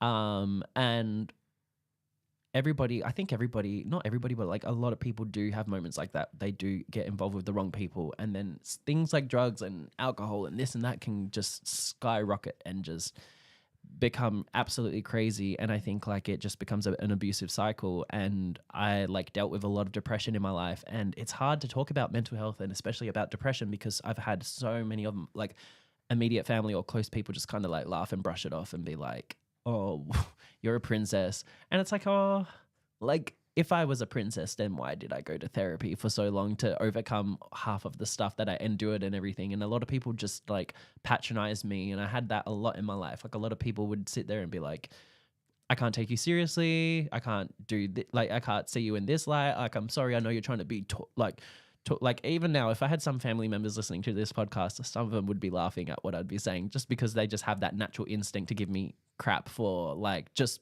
because it's tough love and they think it's funny, but it's like, they don't realize that's like the type of stuff that it's like, you know, it should be celebrated. It should be like, hey, like, you know, you're doing this. That's really cool and stuff like that. But the first immediate reaction is like, what are you doing? Yeah, I think mental health's interesting because like it's kind of like definitely people around you. It's like good to have positive people around you. Mm. And then at the same time, it's kind of a journey that you have to go through yourself in a way.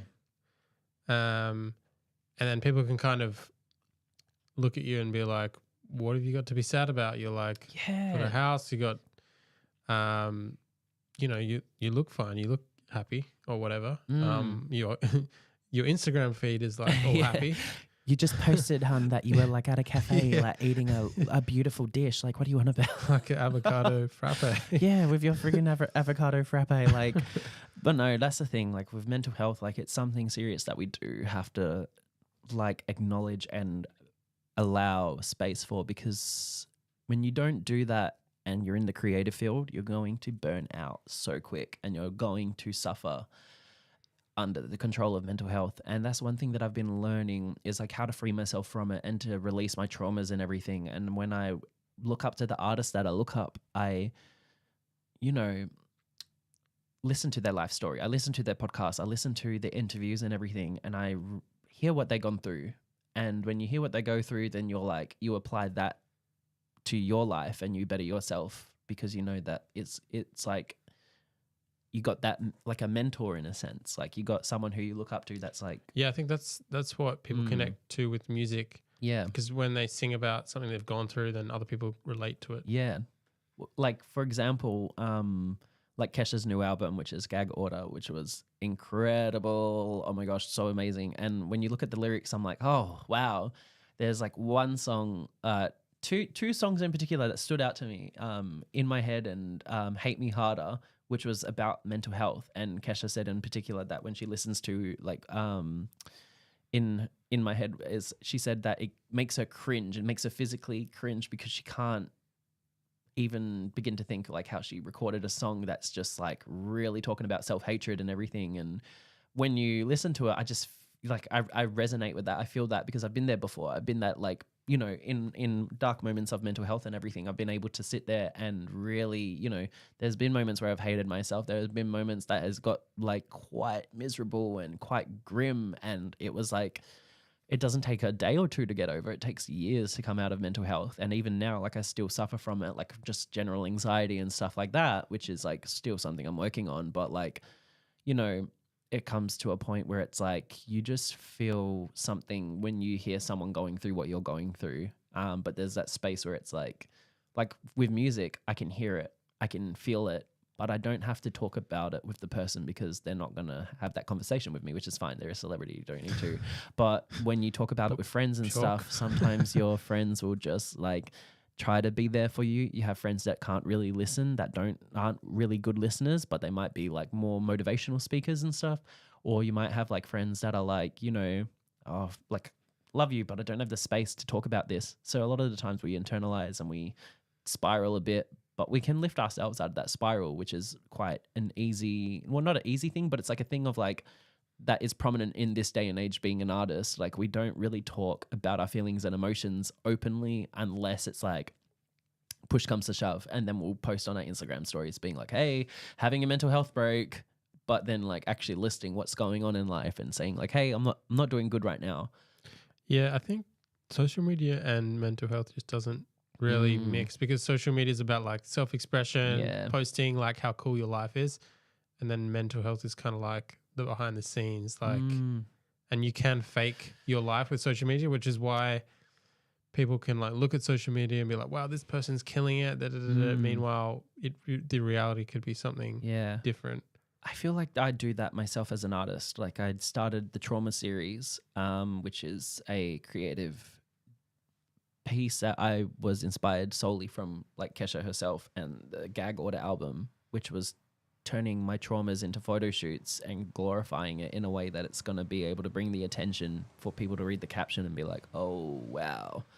And I want those conversations to be had and everything like that. And like when I first started, it was like talking about like things that were quite controversial in the opinion of like mental health and stuff. And there was one post in particular where I was like, you know, fair enough if you want space held for you, but also in the same time, like it's got to be a respectful boundary, because like trauma dumping can happen. And one of the particular posts like I mentioned about trauma dumping was because I tried to take on too many people's energies onto my plate and try to help them, and it just got to the point where it's like I've had to make the firm decision to keep some people away from me at the moment in my life. Like my friend count is like literally like just as like next to none.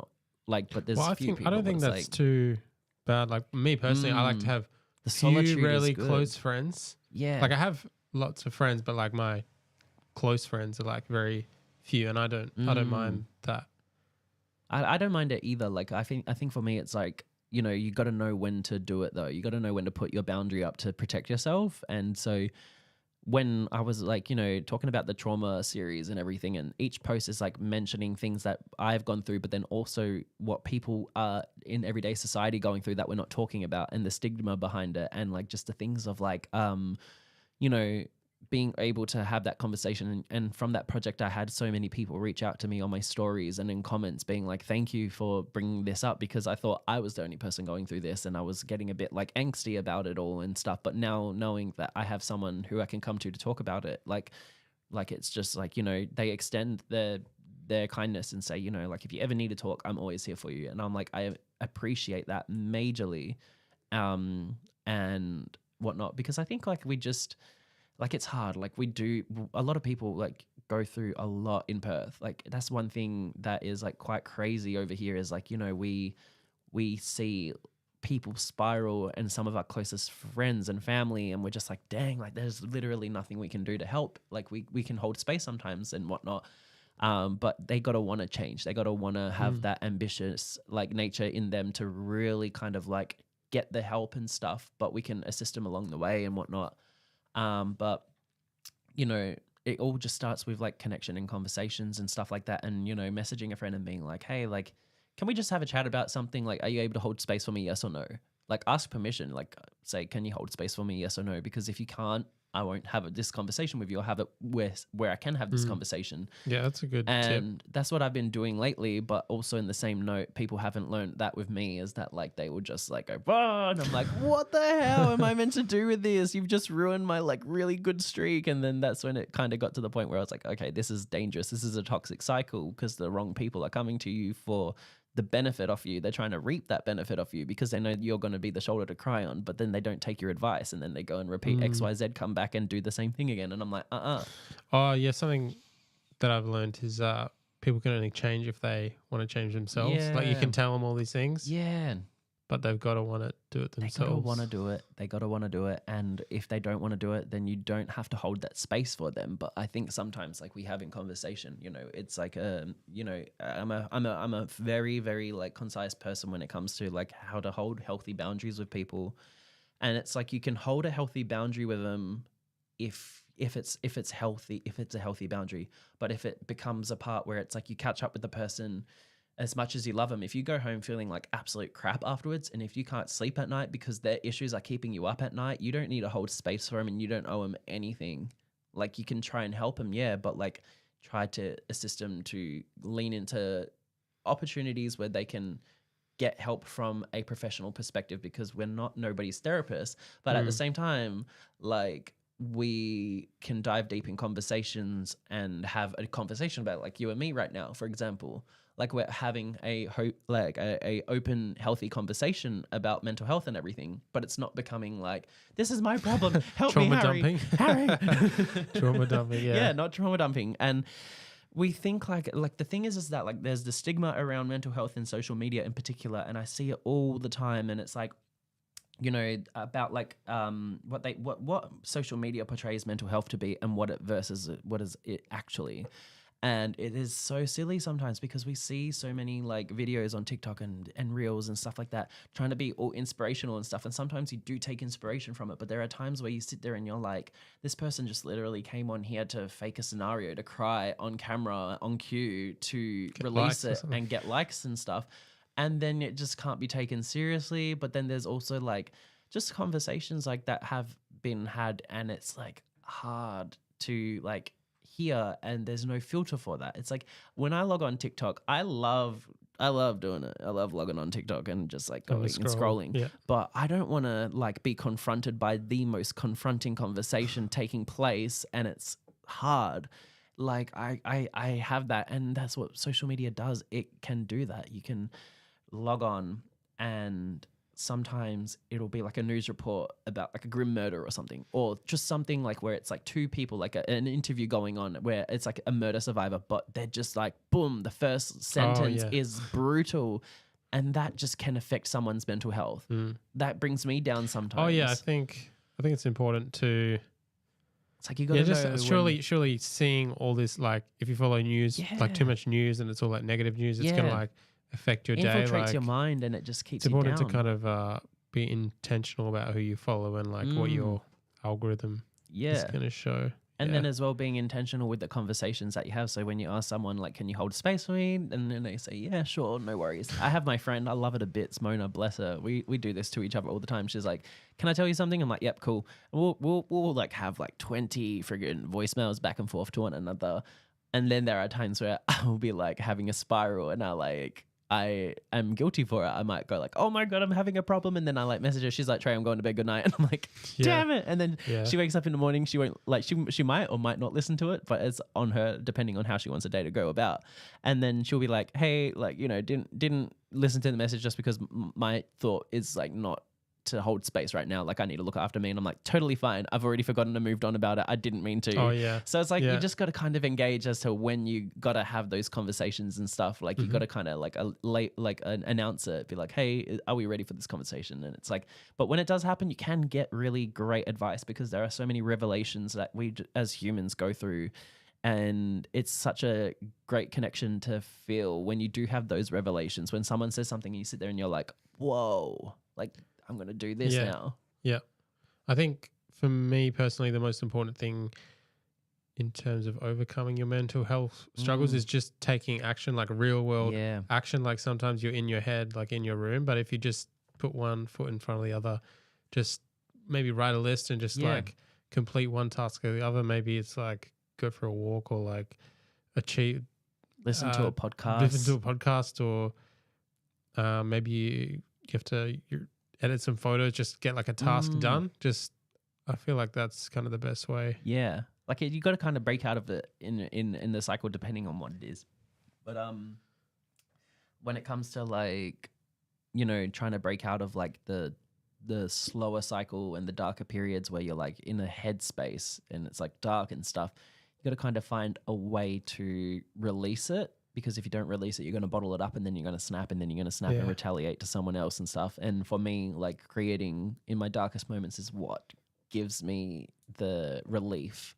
When I create a photo shoot and I create it in a very artistic way and explain what it's about, like, you know, like an art piece, like no different than painting a picture and being like, this is my painting, this is what it's about. And then it's like, you feel that relief because you're like, you've like expressed yourself. I think, that's what, why conversation is important. Like you're expressing how you feel to someone. Yeah. Going back onto the topic of sort of business, I've actually seen some of your ads pop up. Yay! As they should be. I keep spending a lot of money on them. Are they working? Oh yeah, they definitely work. It kind of depends as to what kind of field you're going for. Like if you're doing a sponsored ad of a photo to get a higher reach versus promoting my business. It does work in its own ways. You got to know how to tailor it so that it's getting exposed to the right type of people. But the thing is that with the marketing is like, you got to kind of like keep it concise enough for people to want to click on your profile and whatnot and let the profile speak for itself. And a lot of the times the people that come to me are the ones that will see the ad, screenshot it, and then 6 months down the track, reach out and be like, hey, I'm ready to book with you. I screenshotted your ad like from 6 months ago and I'd kept you in mind, but you didn't know that, but it came to you. And so that is like really beneficial for you in a sense, because it's like it shows that people were captivated, did the screenshot, sweet, I'm going to hit that person up later on type of thing. So you just got to kind of find a way to market yourself. And I always promote my images and promote the ones that I feel like are going to be big. And 9 times out of 10, like makes it somewhat big. Like doesn't have to be the biggest of the biggest. Like you can hit 1,000 likes, you can hit 200 likes, you can hit 150 likes. And it's like, amazing. Like it's enough for like 150 people to see it. And it's like when you promote it, I still have like my friends, my family, people like my friends will come up to me and they're like, I saw your promoted post again. It's annoying. And I'm like, thank you. I will keep Good to know doing it's it. working. It gets me my jobs, like, you know. So you're getting a few bookings through those posts. I think I saw Yeah. like portraits, and Oh, then you yeah. got the dates there. And All the portraits and stuff like that, like setting up the dates and everything, because like, you know, you got to show when you're free and when you're available. You got to kind of show like that it's urgent. You got to show your clients that like you got to book now, because if you don't, your dreams aren't going to come true. Yeah. What would your advice to be to creators like myself who I struggle to market myself? I struggle to say, Real. hey, these are my services. Book me. Real. I'm kind of overcoming that now because I like kind of have no choice. I'm like, oh, I need to get some bookings. But even like posting a link to the booking page, I did some posts on my page recently. I was supposed to like say, book me, link to the stuff. I struggle with just promoting myself. Real. So how can people like that? Well, like it's just kind of like you got to kind of like, I mean, I will explain for yourself and then for the general. Because for yourself, like, you know, when you post your YouTube, like people tune into it. It's like kind of like that. You got to kind of like create the hype around yourself. And when you create the videos and you're saying like, I'm releasing this video on this date, or I'm releasing this podcast on this date, people tune in because they're anticipating it. So when they know that your services are available, they're going to see, okay, what can I get from this artist? Like if I was a client looking at your work, I'd be like, okay, I can see a lot of photo shoots that I like, that are resonating with me, that I'm like, wow, I would book this person. And the one photo that I love of yours the most, like my most favorite photo ever, is the guy with the lantern in the reeds. Like, my God, was that a freaking incredible photo? And it's like just stuff like that. If I saw that like on an ad, just advertised, just because I'd be curious and I'd click on it immediately and stuff, and it would make me want to work with you.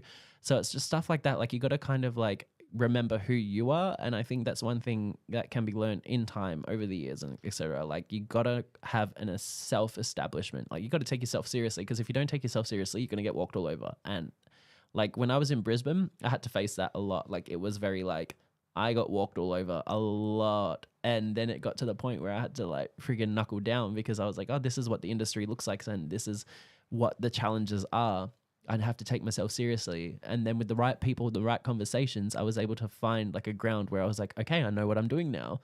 And then when I apply it to my now, which is like this day and age, I sit there and I'm like, yes, like I can understand what my service is now. I know what I'm offering. I know what I'm giving. And this is why I cost this much, is because like, you're not gonna, it's not like the whole, you're not gonna find anyone better, but also at the same time, that's what it is. It's like, you're not gonna find anyone who can do what I can do. Yeah. Like, good luck. Like we're all so distinctive. We all have our own different vibes. But if it's something about me that resonates with you, and you're gonna go for someone else and send them my images and say, can you make it look like this? You're gonna offend the artist who is like getting those reference images, or they're gonna be like, yeah, sure, I can try and create something like that. And then it's not what your aesthetic is, and then they come back to you and they're like, oh hey, can I like book a photo shoot with you, because my last photo shoot didn't work out well. It's like maybe they're gonna book the discount tray, the Wish tray. Oh, see, like Trey on Wish. Who is he? Let's take him out right now. This can't take away from my business right now. No, but like the thing is, for me though, like I have a target audience. My target audience is like creatives, musicians especially. I do album covers, modeling portfolios, and all along the lines of that. But all of my clients predominantly are musicians. Probably I'd say like 8 out of 10 of them are musicians. Yeah. 2 of them would be models. And musicians just give me so much life and everything. And that's been my goal from like when I first started photography, and when I was taking all the photos and stuff, which I forgot to mention earlier, that when it evolved, it was music that was inspiring me, and then album covers that was inspiring me to do what I was doing. And I sat there one day and I said, I'm going to be a photographer that does album covers. And I sit in this damn chair today on this orange metal stool, actually. And I am doing that, exactly what I told myself almost 8 years ago that I wanted to do. I'm doing it. I'm taking photos for musicians for their album covers. I've worked with Alter Boy. I've worked with Randy Trills, and like, you know, all of that type of stuff. Like Kesha? Oh my God, Kesha, hit me up, please. I beg of you. Let's talk about like cats and spirituality and music. Hit me up, Kesha. She'll definitely be tuning into this later. Oh, I hope so, because like, you know, I don't know. I think it would be really awesome when an artist finds someone who just takes major inspiration. I actually think artists should invest more in Perth, like really, because Perth loves when artists come here. Like even I Yeah. think more than anywhere else, because we just appreciate it more Yeah. because not some like we don't get all the artists to come here. Like, but we had Coldplay come here. Coldplay was like, oh my God, did you see how fast it sold out? Yeah. And then you have people like They come like 3 times or something. legit. And then there's artists like Tash Sultana that like and Ocean Alley that come here, and the crowd they freaking reel in. Yeah. And it's like, could you imagine if like one of those people just like had the opportunity to create like an event, and they were like, okay, I'll headline. Ocean Alley, you headline. Okay, one more person, you headline, and Yeah. let's get all these random Perth musicians to open for us and stuff. Get like Yeah. 7 or 8 of them, make a cute little festival. Could you imagine what that would actually do for the community and like the establishment of the artists here? Like we have a lot of artists over here that are traveling, like, you know, like across over east and everything, and being a part of those festivals and stuff. But it's like they're creeping their way up. Like I remember, like in particular, like a few artists that would be on the bottom row on the poster and the name in fine print, and it's like you have to squint. There's like 50 artists, and it says all their names, and I'm like, there. That's them. That's the one that I know. And then over time, boop, boop, boop, creeps up to the way, and then second to headlining, and you sit there and you're like, they made it. They're doing the damn thing. Yeah. But it's like with Perth, we still have a vibe where we're like, you can say an artist name. I will be like, oh, I'm not too sure who that is. But there are people where you go, oh, I know who they are. And I feel like if they all just combined into like this massive friggin' Community once festival again, community, Yeah. could you imagine what that would change? It would kind of create like the atmosphere and the establishment. But like, you know, special shout out to this particular artist, Grace Sanders. I don't know if you have interviewed them in the Well, past. I invited. We were going to have an interview, and then it couldn't happen a couple times, so well, it's you're kind of gonna on the have to- back burner, I guess. You're going to have to try and bring her on because she is a powerhouse musician and creative and just like, oh my gosh, she's incredible. And I see her doing a lot of shows lately. Like she's always posting that she's like, you know, going on tour, doing this X, Y, Z. But like the people that she's working with and incorporating, like she is paving that way for musicians as well. She's not just like keeping to herself. She's connecting with so many different artists. And in my opinion, she's the one to watch out for in the sense from Perth, because it's just like she's got that hunger, that drive, that like that motivation. She just radiates and emits that energy. And I feel like that is someone who is like very interconnected socially and networking wise, like, you know, and I feel like that is what is needing. And it's like now people need to kind of take from that and like analyze what she's doing and then apply it to themselves, and they'll see the benefits that start coming from it. Like even myself in the creative industry, I networked the hell out of myself. I have made so many incredible friends, like, and that are, a lot of them are musicians. A lot of my friends are musicians, and I just love being able to go to their concerts and see them for them and see what they've been working on, being there at the rehearsals and then being there at their live gig and whatnot. And it's just an amazing thing to see, like how art can connect. And you just see, you know, someone who, you know, you might have like a fun, chilled weekend, like kick back, have drinks, or just like socialize or cry your heart out, like to stupid songs, like at South Beach at the middle of the night. And then you go and see them on stage and just become this entity who they are deep down, like the artist that they are. And you sit there and you're like, wow, like that's my best friend up there. Like, you know, you kind of get real hype about it. And yeah, like I just think like when you're connecting yourself in that way, you're allowing yourself to see the life that they live as well, because you know them through and through. You know them 9 to 5 life, and then you know the stage life for them and who they are and how they connect and everything. And it's just like, you can do that as a photographer, you can do that as a model, you can do that as a musician. There's no like reason why you can't, you know? I want to talk about that shoot you did with Jay. Yes. Because I love Jay. Shout I out love Jay as well. Jay, you are incredible. And yeah, it's the photo shoot. It looked like you did it down at the river, but I thought it was just one of my favorite photo shoots of yours. Point Walter. Point Walter, okay. Yeah. Like long story short, like with Jay, again, this is how Instagram works. With marketing as well. I was scrolling, I was chilling, and then I see this amazing photo of Jay that was promoted, and I was like, oh my God, who is this? She is absolutely drop dead gorgeous. Like just was like supermodel, blah, like just was like, I need to work with this person.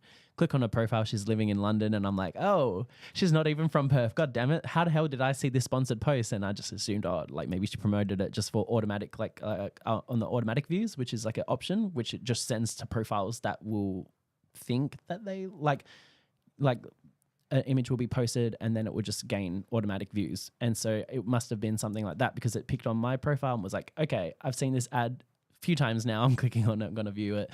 She was in London, and then like a couple of months went down the track past, and then she was in Perth. Like she posted on a story in Perth, and I was like, "What the hell?" Like I wanted to work with her so badly, and then I like reached out to her and I was like, "Hey, are you in Perth?" And she's like, "Yeah, I moved back here." And I was like, "Oh, whoa, well, you live here?" And she was like, "Yeah." I was like, "Oh, see, when I found you, you were living in London. I didn't even know. Like I've always wanted to work with you. We should like link up sometime." She was like, "Yeah, sure, sweet." And we did this photo shoot at Point Walter, and she had like her new like hairstyle going on. It was like the bleach blonde hair. And then we just like collaborated, and there was just so much magic that happened on that photo shoot. And there was this like stillness and just like control, and just like there was this atmosphere that was really, really like when you look at the image, it just feels that tranquility.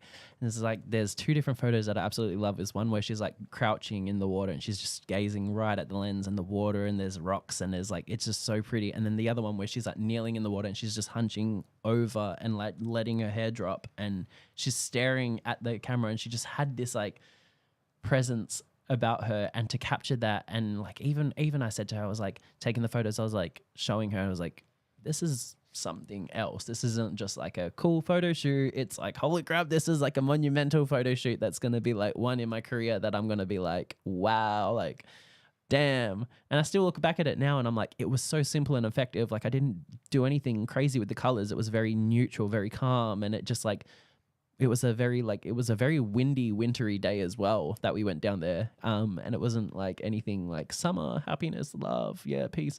It was like windy, hair in the wind, cold water, and she's in a bodysuit just like smashing out all these poses and stuff. And I'm like, you're committed. I was like, at any given moment, let me know if you need a jacket. She's like, it's fine. Like, I got this. I don't know why I did a guy's voice. That's not how she talks, but it was the confidence. It was the confidence that just came out of her. That was like, oh my God, I'm sorry, Jay. But yeah, it was like, she's someone who I continued to work with. And then we did another photo shoot where she partnered up with Ziggy, and Ziggy was so incredible, beautiful human. And they did we did this photo shoot, and we submitted it to this magazine, and it got featured on it, and it was on 1723 magazine. And that one was like inspired by high school reunions and stuff. And we did like a high school reunion with these high fashion flowers and everything. And it was so like really fun and whatnot. But like every time that me and Jay work together, we just create something really out of the ordinary. And I think we're going to be collaborating again soon. So I'm like kind of curious to know what direction it's going to go in. I'm still yet to like reach out and like confirm it, because I kind of messaged like a month ago and then let it slide, and I got so busy with life, and I was like, damn, I need to like link up again. But I think like there is like Jay is a perfect example of someone who has that like star quality as well. Like, you know, you just, when you're with Jay, it's just so inspirational, so fun, and just so like you just get like, you do kind of like break off into this like atmospheric world where you just like find yourself rambling about life and all of that stuff and creating and she's got that London vibe. She's got the London look. But you know, she's also doing so many creative endeavors herself, like with her documentary and stuff like that. Oh yeah. And whatnot. So it's just like, yeah, like she is someone who is very like, from what I've like experienced with her is like, you know, how concise she is with what she wants. Like she has that like very clear image of what she wants to do. And I like that in an artist. I like when someone's like very sure of themselves and they don't second guess it. And she just radiates that energy. She's like, yeah, I'm Jay. Like, I know who I am, you know? Yeah. Doesn't second guess herself at all. And sort of wrapping it up now, what's what's kind of one sort of thing you want to see in the Perth creative community, and how can we maybe all come together and make that happen? Like, there's a place called South Beach. Yeah. So I think it's near here. Yeah, South Beach is just on the map there. Like, so I think like what we need to do is like have creative dinners, creative picnics, creative art exhibitions. Maybe not on the scale of what other larger events have been in the past and stuff. Like, it doesn't have to be in a Perth style. In a Perth style. Has to be with intention and purpose. And I think like if we all just like, you know, it's a summer day, we just put an open invite out. We're setting up at South Beach, connect, it'll be fun. Or even just like going to support one another. Like, you got to support your local artist 110%. I'm a firm believer in that. Like, when I see my friends performing, I will try everything I can to go and see them. And it's like, don't just go alone. Invite your friends. Invite the people who you think would actually enjoy that show. Like, if I'm going to go to this concert to see my friend performing because they're the opening act for someone, I'm going to invite the people in, you know, like around the social circle in the creative industry, because it just kind of like builds that hype and momentum. And I think like with one thing with Perth is that like we, you know, I think what it's kind of tricky is like to pinpoint is that like a lot of the creatives here are young, very, very young. Like, a lot of them are in the night, like, you know, like early 20s, mid 20s, late 20s, teenagers age still. So they rely on dreaming for the bigger life over East, dreaming for what we don't have here, without actually realizing that we have to create that to have that. We have to create a community, and community is something that we need here.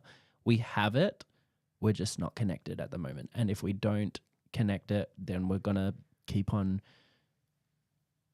getting, like, we're going to keep on getting frazzled and being like, oh, I need to go over Melbourne. I need to do this. I need to move international. I need to do X, Y, and Z. But we can create it here. And the thing is, the biggest part about it is like, if it's fame that you're after, look where we are. We're in a very small city. Do you know how easy it would be to launch yourself to the top just by being socially known in Perth? Like, how ridiculous, you know?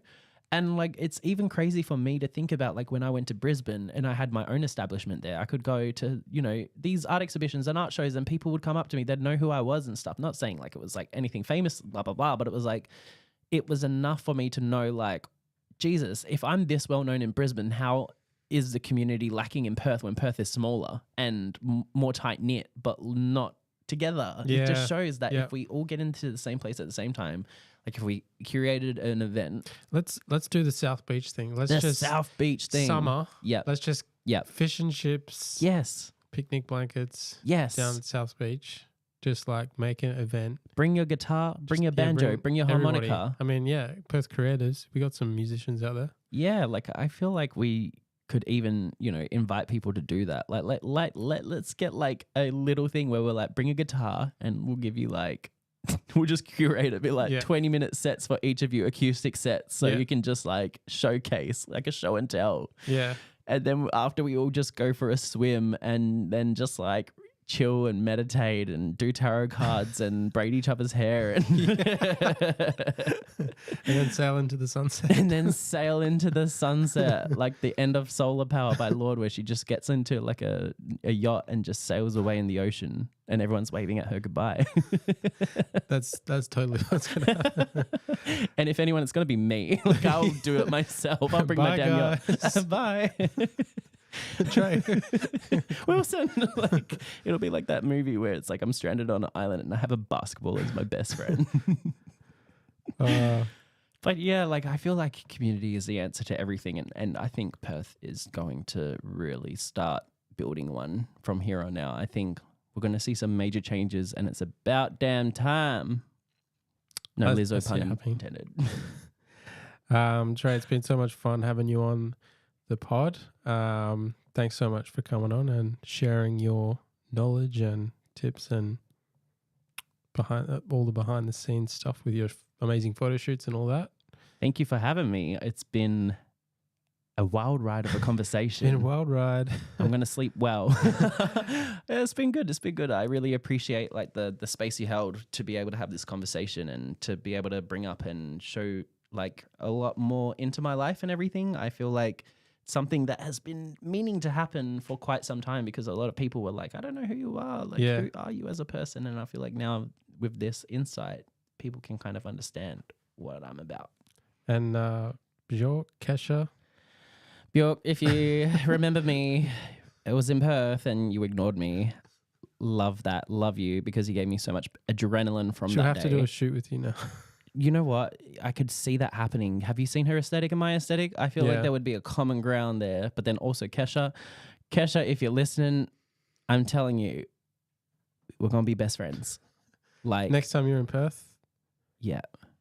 do a shoot with Trey. Please don't injure your knee like last time because that's what cancelled the Perth tour and I need you here. All I need is you. She'll know that if she heard that because All I Need Is You is one of her songs on the album. One of my favorites as well. But yeah. So where can people find you on social media? You can find me on Instagram at TREH IVORY, TREHIVORY. And nothing else because Instagram's my life.